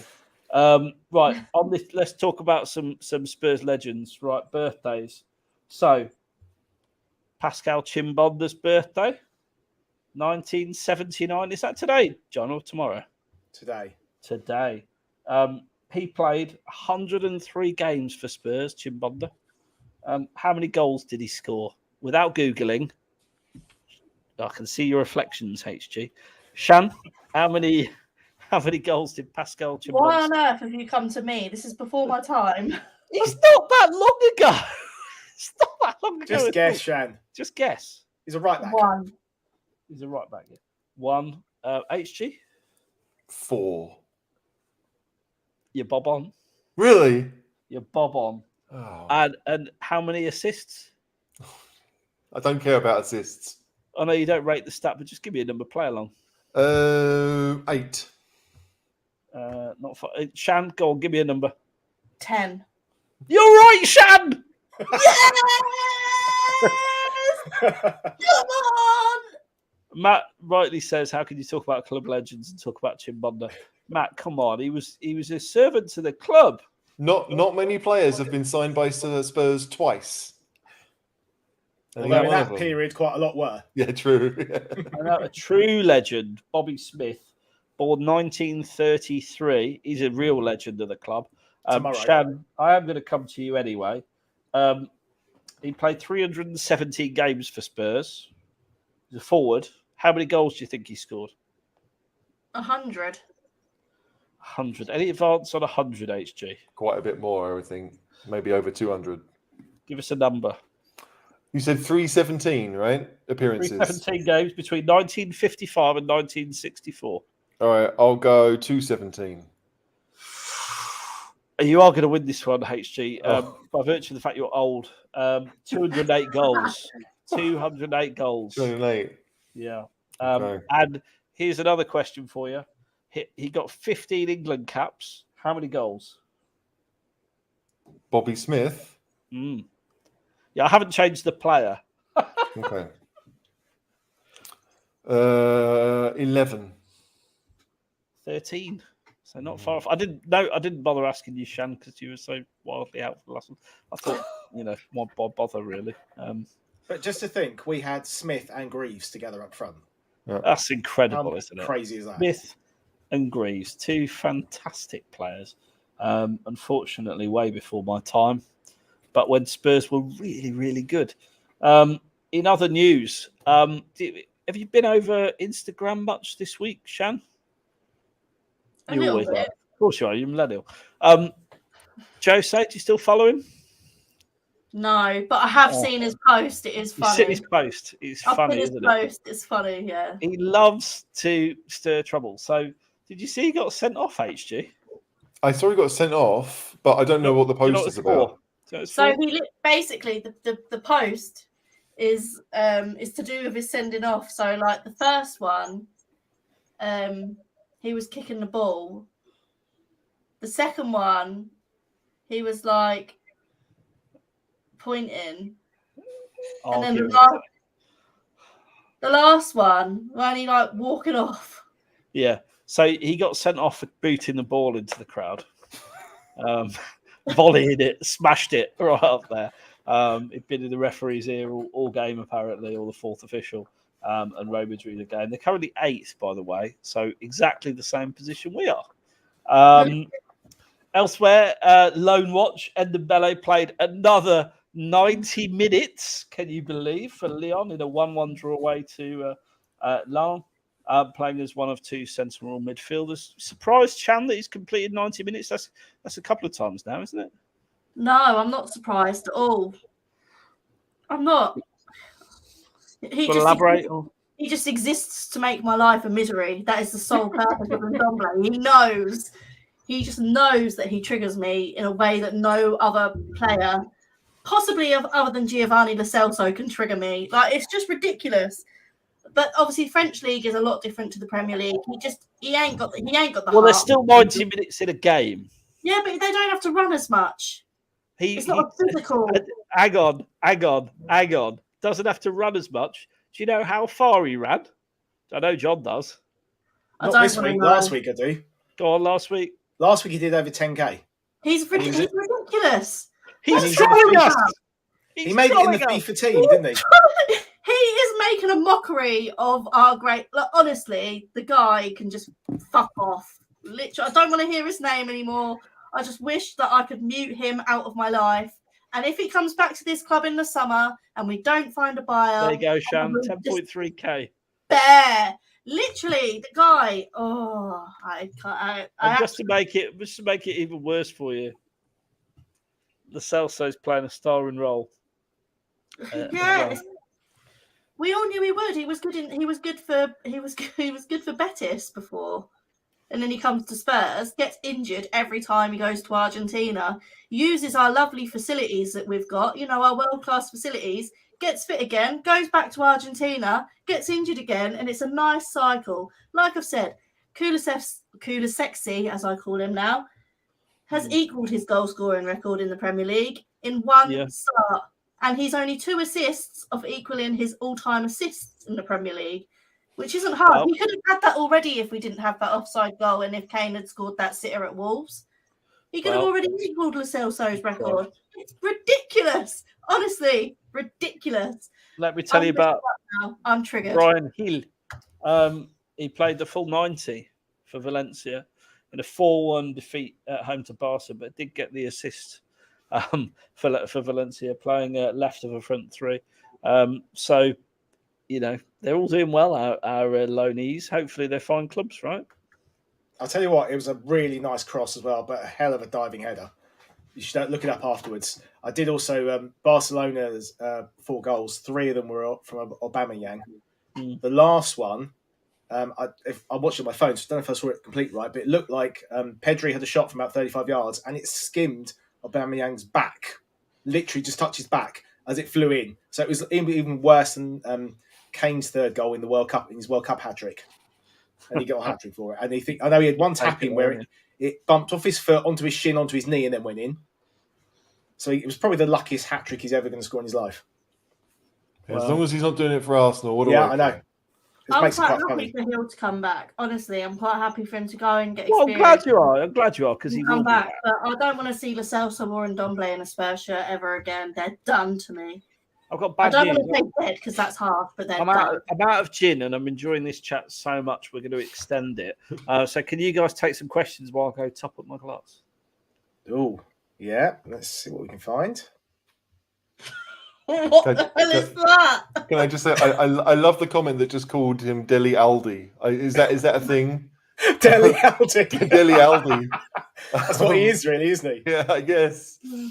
But that was interesting. Oh, sorry, not that one. This one. I'll answer this, Keith, because it's not Martin's birthday yet. We'll talk about it whenever his birthday is. I just look each time when I'm doing the run sheet whose birthday is coming up. Yeah, plus none of us were really alive for Chivers. No, I mean I've only really seen it on videos, YouTube. I did see a YouTube today of the last. We played Derby in 1969-70, and it was Jimmy Greaves' last goal for Spurs. Okay, and it was him and Gilzine up front, which was quite a good. The pitch was just terrible, much how I imagine Burnley's pitch will be tomorrow night. Actually, quite muddy. Yeah, what is the weather like over there? Because I hear a little bit about storms, but is it still doing it? We've had a 3rd storm in the last 2 days, and it's been pretty windy. I've had to put breeze blocks and all sorts on my trampoline, so it hasn't flown off into the sea. So do you think they'll postpone the game because of high winds? Because that's happened before, right? Like, no, it's Burnley. They love a good high wind up there, don't they? Well, they can't handle snow, so yeah. But that's when they had lots of injuries. They could have cleared that pitch. Yeah, 100%. They could have played later in the day. I mean, that's the thing that got me. Like, it wasn't ready for the kickoff time, fair enough, but 27th of April. Thanks, Mum. Yeah. Thanks for doing all the research for us. So, question from Kerry, answer from Paul. Parrot set up Connor Wickham. Didn't know he was even playing for NK Dons. Yeah. It seems to be that Parrot's not scoring many, but he is very influential for NK Dons. I think it's 4 goals and 6 assists this season. Right. Okay. I mean, like it doesn't seem like it's amazing numbers, but again, he's just turned 20. Like, he's not old. I think we've just known about him for a long time because he came over at 16, but he literally was 20 a couple of weeks ago. So it may well be another year before he's even ready. But when Kane was coming through at 2021, hadn't really done anything on loan. Had a season at Millwall where he played really well and got Player of the Year. But again, I don't think any Spurs fan saw what we ended up seeing. So I just think that with Parrott, it's going to be, does he have the ethic the work ethic that Kane has? From the stories you hear, it's not a natural there. So we'll see. But I think Parrott's playing regularly, and that's all you need at that age. Like, it's all of our young players. Tanganga could have done with it. Walker Peters could have done with it. There are others as well. I think Winks is probably the only one that came in and played somewhat regularly without really doing anything on loan. Even Tanganga's been in and out at best. Skip had the loan year at Norwich. So Parrott is doing well. Like I still think Parrott should be like ahead of Scarlett when it comes to things like that. I haven't seen anything from Scarlett to make me think he's going to be better. He needs senior games somewhere else too. Yeah, I mean, there's 3 years between them, isn't there? That's the only difference. Yeah. But this one's interesting. And Tete, I did get somebody tagged me in a tweet about Tete doing very, very well, and I think the Cheltenham manager's been speaking up about him a lot, saying how well he's doing since he joined them. He had a good spell at Northampton. He's not scoring loads of goals, but he's really having an effect on the team. Apparently holds the ball up very well. I think he's a bit older than Parrott. I think he's 21. I may be wrong. He's also 20, but he's only a few months older. Right, okay. So, we'll see next year whether he can step up to the Championship. I guess Conte will probably look at some of these players in pre-season as well, because that's what Poch did, wasn't it? He looked at... That's how Winks got into the team originally. I'm not sure Conte will be looking at them that closely. I'm sure it'll be like your coaches and your under 21. Yeah, I mean, I guess because the World Cup's later, the players won't be coming back from pre-season late, will they, this time? Although is there internationals in June? Have we got the World Cup, the qualifiers of some kind. So it just depends how late some of the players come back. That's where Winks got his chance, wasn't it? It's because we were missing players, the same as Tanganga. Tanganga played with Sanchez centre-back in the pre-season friendly, and they looked really good. Yeah. I completely agree with King Huddle here, by the way. I think Devine is much closer to being a first-team regular than Scarlett is, and he's younger than Scarlett. I think Devine's not 18 until the summer, like August time. August, yeah. But Devine, to me, strikes me as being someone who's just... Again, maybe it's because he's more filled out, because he's a stockier kid. But Scarlett, I don't know. I feel like Devine... Yeah, I can't even explain it. There's just something about Devine when I've seen him play where I think... when he came on and played Marine, even if it was non-league FA Cup tie, it's senior football. When he scored a goal and he looked like he belonged... at that level. I mean, granted, see, he didn't look out of place in a Spurs squad team. Let's put it like that. And at 16, 17 or whatever he was, that's a pretty big feat. I've got some. I like this one. Your opinion on Wrexham? Just been bought by Hollywood star Ryan Reynolds, haven't they? And some other geezer. Wrexham, I'll tell you, got a soft spot. What are you laughing at, HG? Just some other geezer. I think the other geezer's just maybe not as famous as Ryan Reynolds, but still pretty famous. Who is it? It's just Mac Elwini. He's on a show. So you know him as some other geezer too, really, don't you? No, because he's on a show that I don't watch, but he is still famous. Some other geezer. I've got a soft spot for Wrexham because I used to live in Shropshire, and I used to support a team called Telford United. Well, I was dragged there by my dad. Telford United. Actually, nowhere near Birmingham or Wolverhampton, just to be really clear. And I got a soft spot for Wrexham because I did see them the year they knocked Telford out of the FA Cup. Mickey Thomas was playing for them back then. And then they knocked Arsenal out the next round. So that's why I've got a soft spot for Wrexham. You remember that, John? Yeah? Yeah. So you're and the next day we drew 0-0 with Villa and then got knocked out in the replay. So that's what I think of Wrexham. Got a soft spot for them. Here's one for you. I can't remember who it was, but someone put Sessegnon. What did you make of his performance? What do you think of him in the comments? Obviously, Reggie's out with COVID. Is he in the shout of being back this Wednesday, or is it too early? I'm not sure, HG. Have you said anything? I don't know. They'll probably say it in the press conference tomorrow. But Shan, go on. My fantasy football says he has a 75% chance of playing, so he might be back. It depends how it's affected him as well. Like and I've had a little bit. Your breathing is affected, even if you're not that ill necessarily. He might be absolutely fine. He might be asymptomatic. Yeah, be able to come straight back in. But I think Sess did. Sorry, Shan. I could breathe. I just couldn't move. She lost her legs. Well, if you're a Premier League footballer that can't move. But... I mean, I tweeted that Sessegnon, there was a real player there. Somebody's gone mental there, haven't they? I was going to say, quickly, someone Well know, done, boys. until you Well saw done, him in guys. the chat. They followed you. Yeah. There was I said there was a real player there, but he's lacking belief. If Conte can really instill a bit of confidence and belief with him, I think he could be better than Reggie potentially, but he's such a shy lad and really lack confidence. And obviously, being substituted really didn't help. So actually, Reggie getting COVID has massively helped him, because otherwise he'd have sat on the bench and we may not have seen him for a few weeks. So It was a good thing in a weird way. I've just said a couple of shout outs. One for Shrewsbury, yeah. I know Shrewsbury, my ex-wife lives there. And one for Telford, yeah. Shout out to the Shropshire Massive. Is Caller a prawn sandwich Tottenham supporter? Well, you define prawn sandwich to me. You leave early, don't you, Caller? That's got nothing to do with what you eat, is it?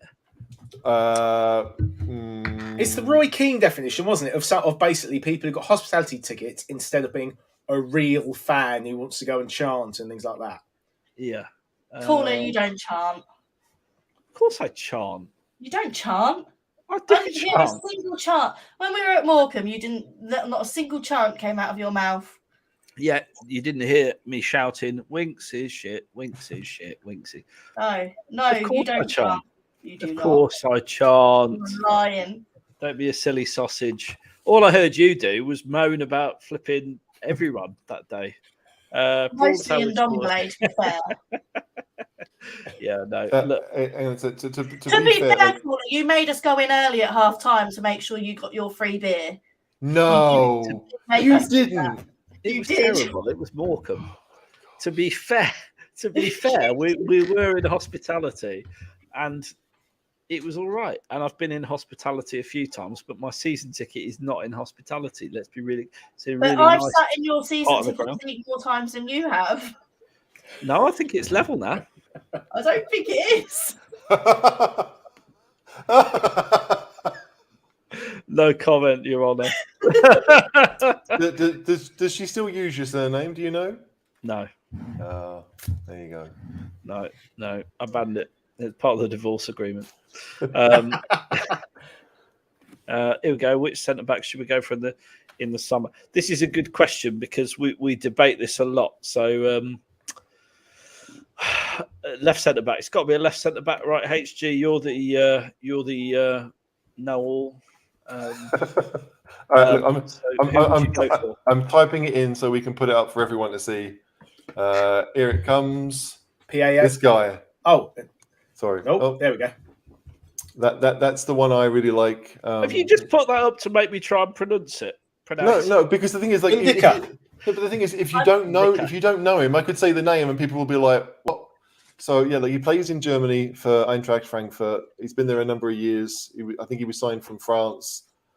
Four or 5 years ago. Players that have N at the beginning of their name are banned. Yeah, well, I've seen him play plenty of times. He's left-footed. He's comfortable on the ball. He's about 6'3", 6'4". He's a big lad. It won't cost us a fortune because I think he's only got a year left on his contract in the summer. We would be a good next step for him. So, yeah, that's the one I would go for. I think it is Ndicka, to be honest, but I don't really know. Ndicka.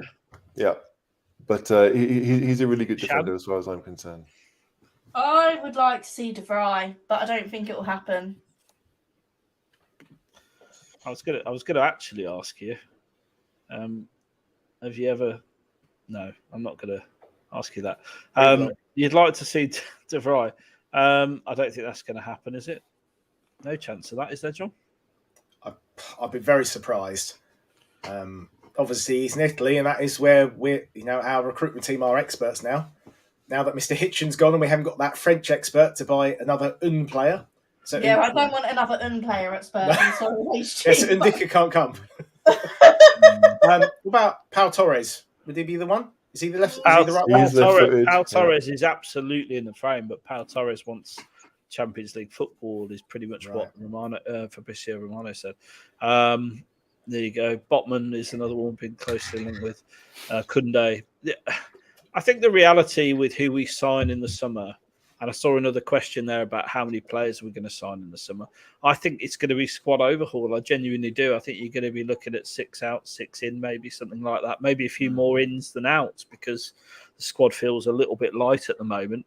But I do think Conte is going to have a massive say in who we bring in. All I'd say is I think you've got with Paratici in there looking after the recruitment. I think we've got a lot more hope of it working out well than we had when Hitchin was in charge. HG, he's done all right so far. Yeah, no, I think that Conte won the league for Inter by buying Hakimi. That was the big one, the right wing back. But he also had a lot of experienced players that played some serious minutes for them. Perisic down the left, Alexis Sanchez came and played. Ashley Young played there. So we may well see a couple of more experienced signings that are clearly short term and nothing else. But we will see a few signings, absolutely. But I think the big one is going to be the wing back more than anything.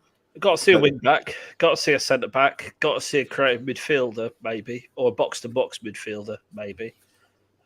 Forward, be nice. I mean that's But you got to clear out players as well, haven't you? I mean, don't forget the Salso's only on loan, and the Belle's only on loan. Hill is on loan. Yeah, sorry, Shad, it's true. It's a true story. It's making me twitch. We've got these players, and as Adrian points out, we've got to try and shift them permanently because they're on big fat contracts. Some of those players, and we need the wages freed up every week. I think that anyone who's been on loan, maybe Brian had the chance to come back, but everyone else will go on loan again at the very least. Yeah, we don't need I think they've still got their contract runs out in 2025. Dombele and Lo Celso, so they've got 3 years left on the deal. No one's going to want to take on those wages permanently. So we'd have to subsidize them anyway. If they go somewhere for another 12 months or even for another 18 months, or it's a loan with an option to buy it, like we've done with Kulusevski, there may well be clubs that are more interested in doing that. It's an obligation, isn't it? It's an obligation to buy, I think. No, I think if we do it at certain times, then. But I don't know if the obligation is actually there. I think there's an expectation we will, but I don't think there's an obligation per se. There's an obligation. Can I just bring up talking about right wing backs? Can I just bring up this beautiful still that I sent to you all earlier? Go for it.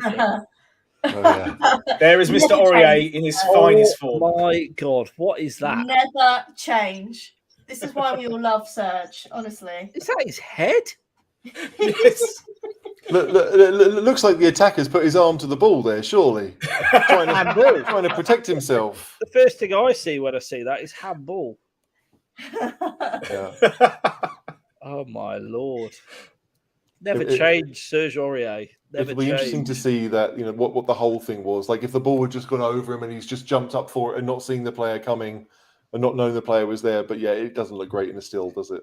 I mean, there's a point there we've still got by Romero. I think a lot of Romero is already paid up in loan fee, actually. But no, I don't think it is. I think a lot of what Levy's done has been, we'll get them in now. We couldn't buy him obviously last summer because the rules, he couldn't change clubs permanently. So we've got to buy Romero. We probably will buy Kulusevski. I think we've bought Bentancur, but even that might be in installments. No, we've bought him. Yeah, we've definitely. Yeah, but there's a lot of money that, even though it may not have gone there yet, is due to go. Like it's settled. So I don't know how much money we'll have. I really don't, because I don't think we'll be selling too many. So I don't know. We're going to get 50 million for Winks, maybe. Yeah, maybe from Newcastle. Lira? Yeah, quite. 50 million lira. Lira, pesos, maybe. Yeah. So it's like all these deals now. Oh, I think Shan's gone. I did see a message saying a battery was going to go. I didn't quite know what that meant until now. She's gone. I think she's gone. Well, we've been on the air. Russia's invading, Ukraine. But yeah. Here's another comment. I think this is Tarkovsky. Is it the guy that's on a free from Burnley? He would be so many players on a free, and he's good with the ball at his feet. So it's like, if you're going to spend money, where are you going to spend it? And I think most of us, given what Conte wants to do, I'd rather see the money spent on a wing back that works. I'd rather see the money spent on a striker that works. that's just me. The left-sided centre-back is necessary, but maybe you can find someone who, like Leicester did with Johnny Evans. They got him for $3 million, and he's played there 3, 4, 5 seasons now. So it's there will probably be players out there to supplement, but the money will go surely. I think on a wing-back and a striker more than anywhere else. I don't know. I think we definitely need to get some experience in the squad, don't we? We've obviously got Bentancur, who's mid-20s, but a Nabet type signing wouldn't be the worst thing, especially when Dyer, as we've seen, when Dyer was out, we were desperately missing a bit of an experienced centre-back who could lead. So if we could find someone who's left-sided, there's a player at Benfica, isn't there, who plays left centre-back? Might not be bad. Do you know, I looked this up. Mr. Vertonghen is 8 days younger than Aaron Lennon. Is he really? Yeah, which seems messed up completely. Like the two of them barely played together, right, at Spurs, like maybe 1 or 2 seasons max. And yeah, it's weird, but yeah, there's only a week between them. Comment here: do I know any cheap Ukrainian players? Are they fleeing the country? Is that what we're trying to say here? I don't know. Do you think I live in the Ukraine? I don't. How about for a question?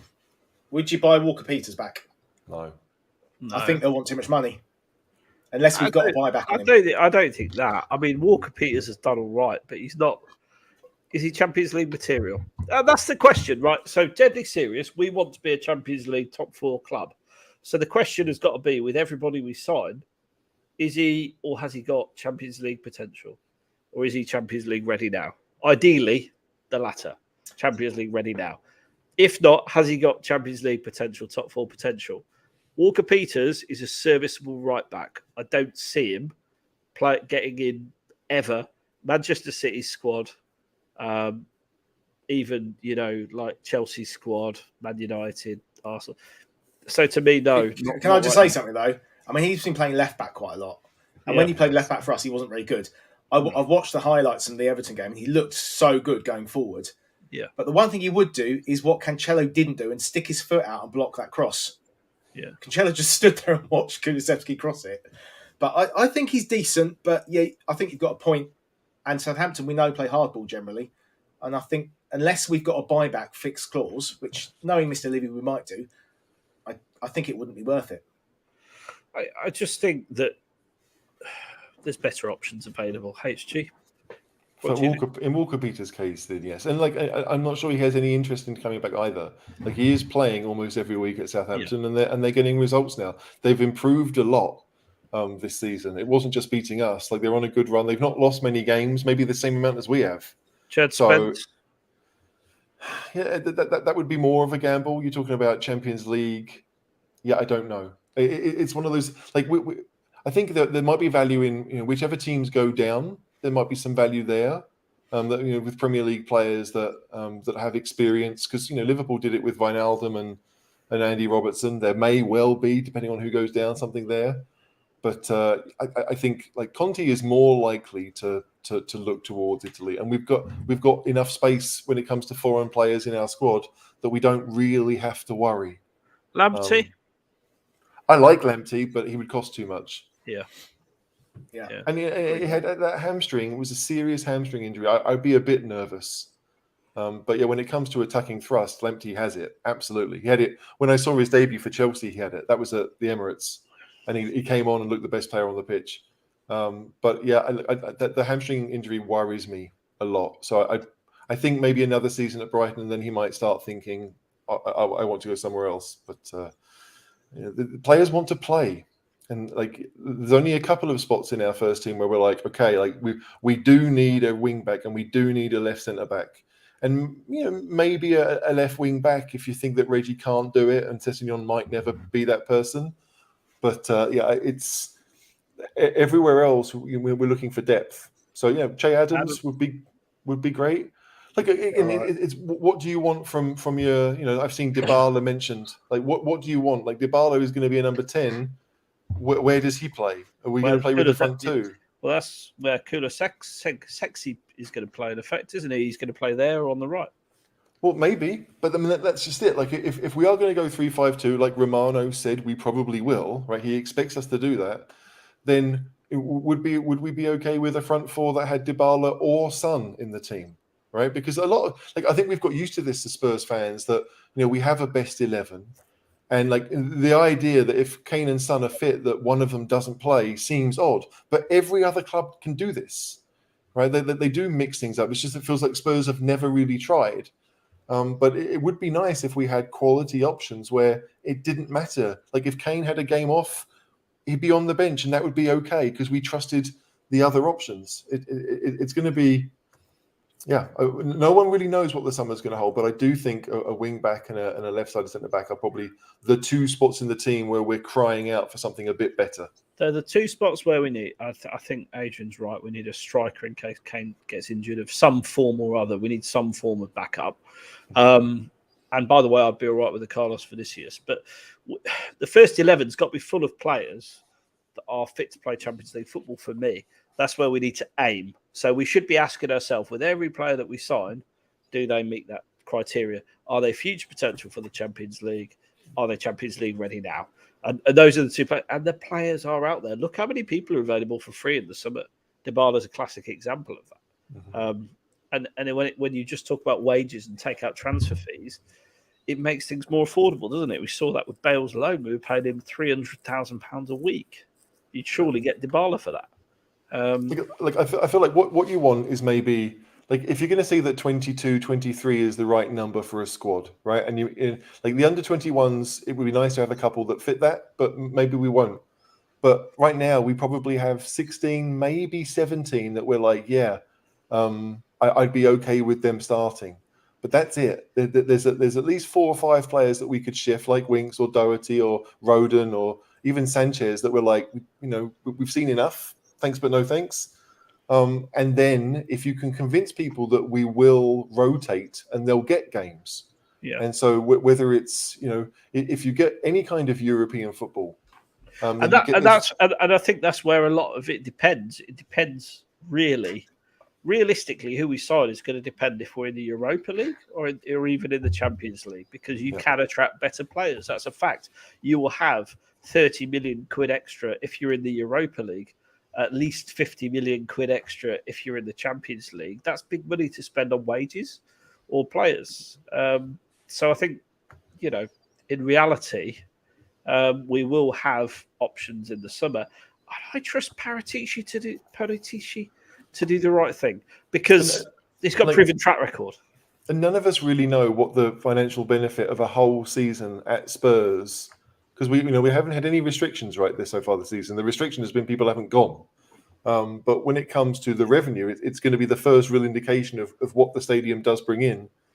So you hope that maybe Levy, again, talking about Levy, but like you think, okay, if that's a regular occurrence now, if we do feel as if we've come out the other side of this, then we can maybe loosen the purse strings a little bit more. But I still think it's going to be about getting the right players more than anything else. And as you said, Caller, like freebies, we don't have a great deal to lose, right? Because even if you end up subsidizing their wages because they don't work out and you have to send them somewhere else, that's still better than losing 20, 30 million like we'll probably have to do on Dombele. I've got to call this out. I mean, Kerry's saying I've got no chance. Iheanacho. I know how to say Iheanacho. Kerry, wind your neck in. 2 years left on his contract and gettable. I'm not really sure he's that gettable because I think Jamie Vardy's on his way out at Leicester. But equally, I wouldn't be that happy with Iheanacho anyway. I don't think he's a particularly good player. He went through a purple patch last season, but he's not done a lot this season. He's been sat on the bench most of the time. So, yeah, absolutely. Barcelona, Milan, Juve, skint. We should raid them for players. And PSG are looking to offload as well. PSG are looking to offload and buy. Come on, buy Ndombele. Well, they're going to lose Mbappe, aren't they? So they're going to have to replace him. Undecided that. There's still rumours he might sign a new deal, but I can't see it. No. He's going to Real, isn't he, on a free?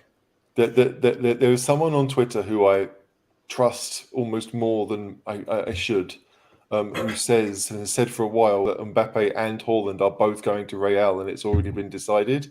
Wow. If that happens, then all hell breaks loose. But it's not really going to affect Spurs, those two, because they're never coming to us. It's all about getting the right players. It's always about recruitment.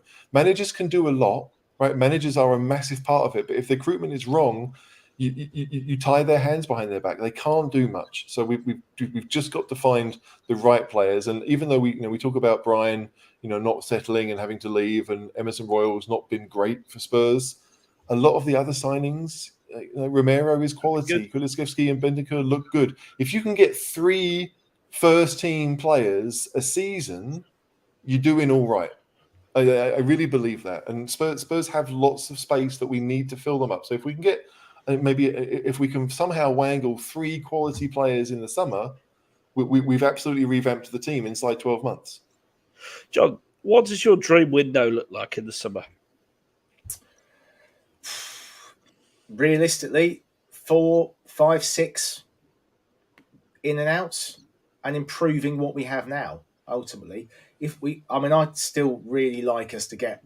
I know Bentancur's a good ball player, but we haven't replaced Eriksen. We've talked about it so many times. The Chelsea was supposed to be that player, but somebody can dictate play. Somebody can play alongside Bentancur, because I don't think Højbjerg is all right, but I don't think he's good enough. Ultimately, if you want to talk about Champions League, he's not that level. That's the test, and that's the test we should be applying. Yeah, Skip could be. I think Skip could be he could learn from these other players, but obviously we know Winks isn't good enough. We are light in midfield because obviously we've had a choice between Winks and Højbjerg alongside Bentancur because Skip's out, so we definitely need an extra player, I'd say, and we definitely need a striker, 100%, and we need a right wing back. And Doherty, although to give Doherty his a bit of credit, he did quite a good block and clearance right at the end of the game as well. So, HG, I get the feeling you want to talk about Conrad Lima. I mean, bearing in mind your Twitter account has the handle the Conrad Lima fan club. You want us to buy him? I love the bloke. I love everything he does as a football player. He's incredible. So yeah, it's weird because I say that I'm not really sure where he fits considering the midfield players that we've got. But I love Conrad Lima as a football player. You could stick him right wing back, left wing, and he'll give you a 7.5 out of 10. He's a really good footballer. He prefers to play central midfield, but if we've decided that Højbjerg's not good enough, then it's like maybe Lima and Skip for one of those roles. If we're going to have 4 central midfielders, then Bentancur and one more for one side, and maybe Skip versus Højbjerg for the other, or Lima too. But I love Conrad Lima. I don't really know where he fits at Spurs, if I'm honest. But I think as a footballer, that's the type of player that we need. Absolutely. That's your heart rule in your head. Why didn't we go in for Coutinho, John? I think he was always going to go to Villa. Apparently, he's a very shy lad. Obviously, he knows Gerrard from playing with him. And he's on a fair bit of money, although I think he took a pay cut to go to Villa from the sounds of it. But I think he was always going to go there. Would he suit our system as well? I guess. I mean, I like him. I think he's a good player. I'd loved him at Spurs. To me, he's a Spurs player, but is he a Conte player? He's a flashy git, isn't he? That makes him a Spurs player. Yeah, I'd love him at Spurs. Skillful. Yeah, I'd like him to sign for Spurs, but there's a big question over his fitness. HG doesn't really fit what Conte's looking for, does he? Coutinho, I don't think so. Again, it's all about what Coutinho wants to do. If he's decided 3-4-3 works now, then fine. But if he is moving to a 3-5-2, then that does change what we need. It really does. If you want to have 5 centre backs for a 3 centre back system, then you need 5 centre midfielders for a 3 centre midfield system. And there'll be different types of midfielder, but you'll need to have it. So you look at the midfielders that he had in his 3-5-2 at Inter. You've got box to box midfielders like Barella and Arturo Vidal, and I forget the other guy. There was another one that was more left sided. I love Barella. That they would go and they would score 5 to 10 goals a season. Yeah. I don't know if our midfielders, any of them, are capable of doing that. Kulusevski, and he's not really a central midfielder either. But so it's if we sign Barella, quality. I wish. But it will be really decisive on what he wants to do next year, where he wants to go, and maybe, given the fact that we don't have the money to go out and spend 30-40 million on a whole bunch of players, that he will make do with a lot of players that we have and just try to get 2 or 3 in. I don't know. But it's just nice to know that we're capable. I want smart players more than anything else. I want smart footballers because I feel like we haven't had enough. Question for you both, John. Who plays? So if we're going away to Burnley, I mean, Doherty or Royal? It's a difficult question really because neither have really impressed. My feeling is Doherty, to be honest. What do you think? Doherty's more experienced and knows. I mean, he's going to be playing against Dwight McNeil, who's fast. And Royal has shown he's not particularly fast, but then nor is Doherty. But I think Doherty knows how to handle that sort of player better just because of his experience. But he's not the best defender. Sort of a bit of a weird one. I was thinking very much the Norwich game that I was at, because I was sat in the Paxton end. I could, when he came on a sub for Tanganga, I could see the difference Doherty made from a defensive point of view, but also going forward. And depending if we play the narrow three, which I know HG obviously doesn't want us to play, there's a good chance we will play that narrow three at Burnley if we revert to type. So actually, Doherty is better going forward ultimately, and he might have more chance of breaking into the box the way he did at Leicester, maybe.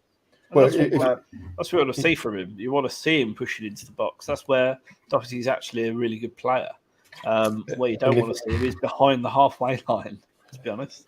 Yeah. And if you look at Kane's winner on Saturday, like as Kulusevski's crossing the ball, Doherty is almost in the way. He'd made the run. So like if we want to score goals, then Doherty is the best option. And I think we can't worry too much about Burnley scoring too many. We have to worry about Spurs scoring them. So Doherty does make a bit more sense in this case. There you go. If Emerson's injured, that kind of predefines it, doesn't it? Really? Well, he seemed to be kicking the ball out, and then De Bruyne sort of came and kicked him, didn't he? Yeah. And then he lasted another 10 minutes, and then was taken off. So maybe he's injured. Maybe. Well, we've been going 2 hours, so we're going to wrap shortly. There's just time to mention our sponsors, Football Prizes. We've got some great prizes, so do have a look at those. Of course, using the code POD10, you can save 10% on these Football Prizes draws. And there's also a further discount for patrons. So if you're not already a patron of the Cheese Room, why not? It's only £3 a month. It gets you exclusive discounts on Football Prizes. It gets you matchroom chat. It gets you fancy football entry into our fancy football competition with some flipping fantastic prizes for that. And for the Prediction League. And of course, if you buy an annual subscription or stay a member for 12 months, you get merchandise as well. T-shirts, mugs and badges are going to be on their way to patrons shortly. So, look, we absolutely appreciate you being with us this evening. Please do hit the subscribe and the like button because it really helps out the show. And we want to see you time and time again watching the Cheese Room podcast. Please remember, we are podding this week as well. We've got a podcast out post Burnley. Not sure if it's going to be Franco or Brent. Brent's touring South America at the moment, I think, with work. So it might be Franco in for that one. But I'm sure that'll be a great show. Really enjoyed listening to it. The boys recapping the Manchester City game at the weekend. If you haven't already caught it, get on Spotify, get on Apple Podcasts. It's on there. HG, thanks for joining me this evening. Yeah, you're welcome. I loved it. 2 hours just flew by. Absolutely flew by. It's always good when you talk about a win, isn't it? Especially against that lot. I don't hate City, but like to go there and to go there and be labelled a one-man team and to beat them 4 times out of 6 with a one-man team, great. It's amazing, isn't it? Yeah. Shan, thanks for thanks, Shan.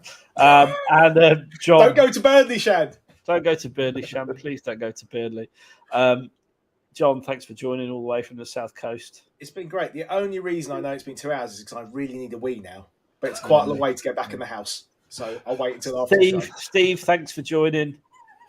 He hasn't.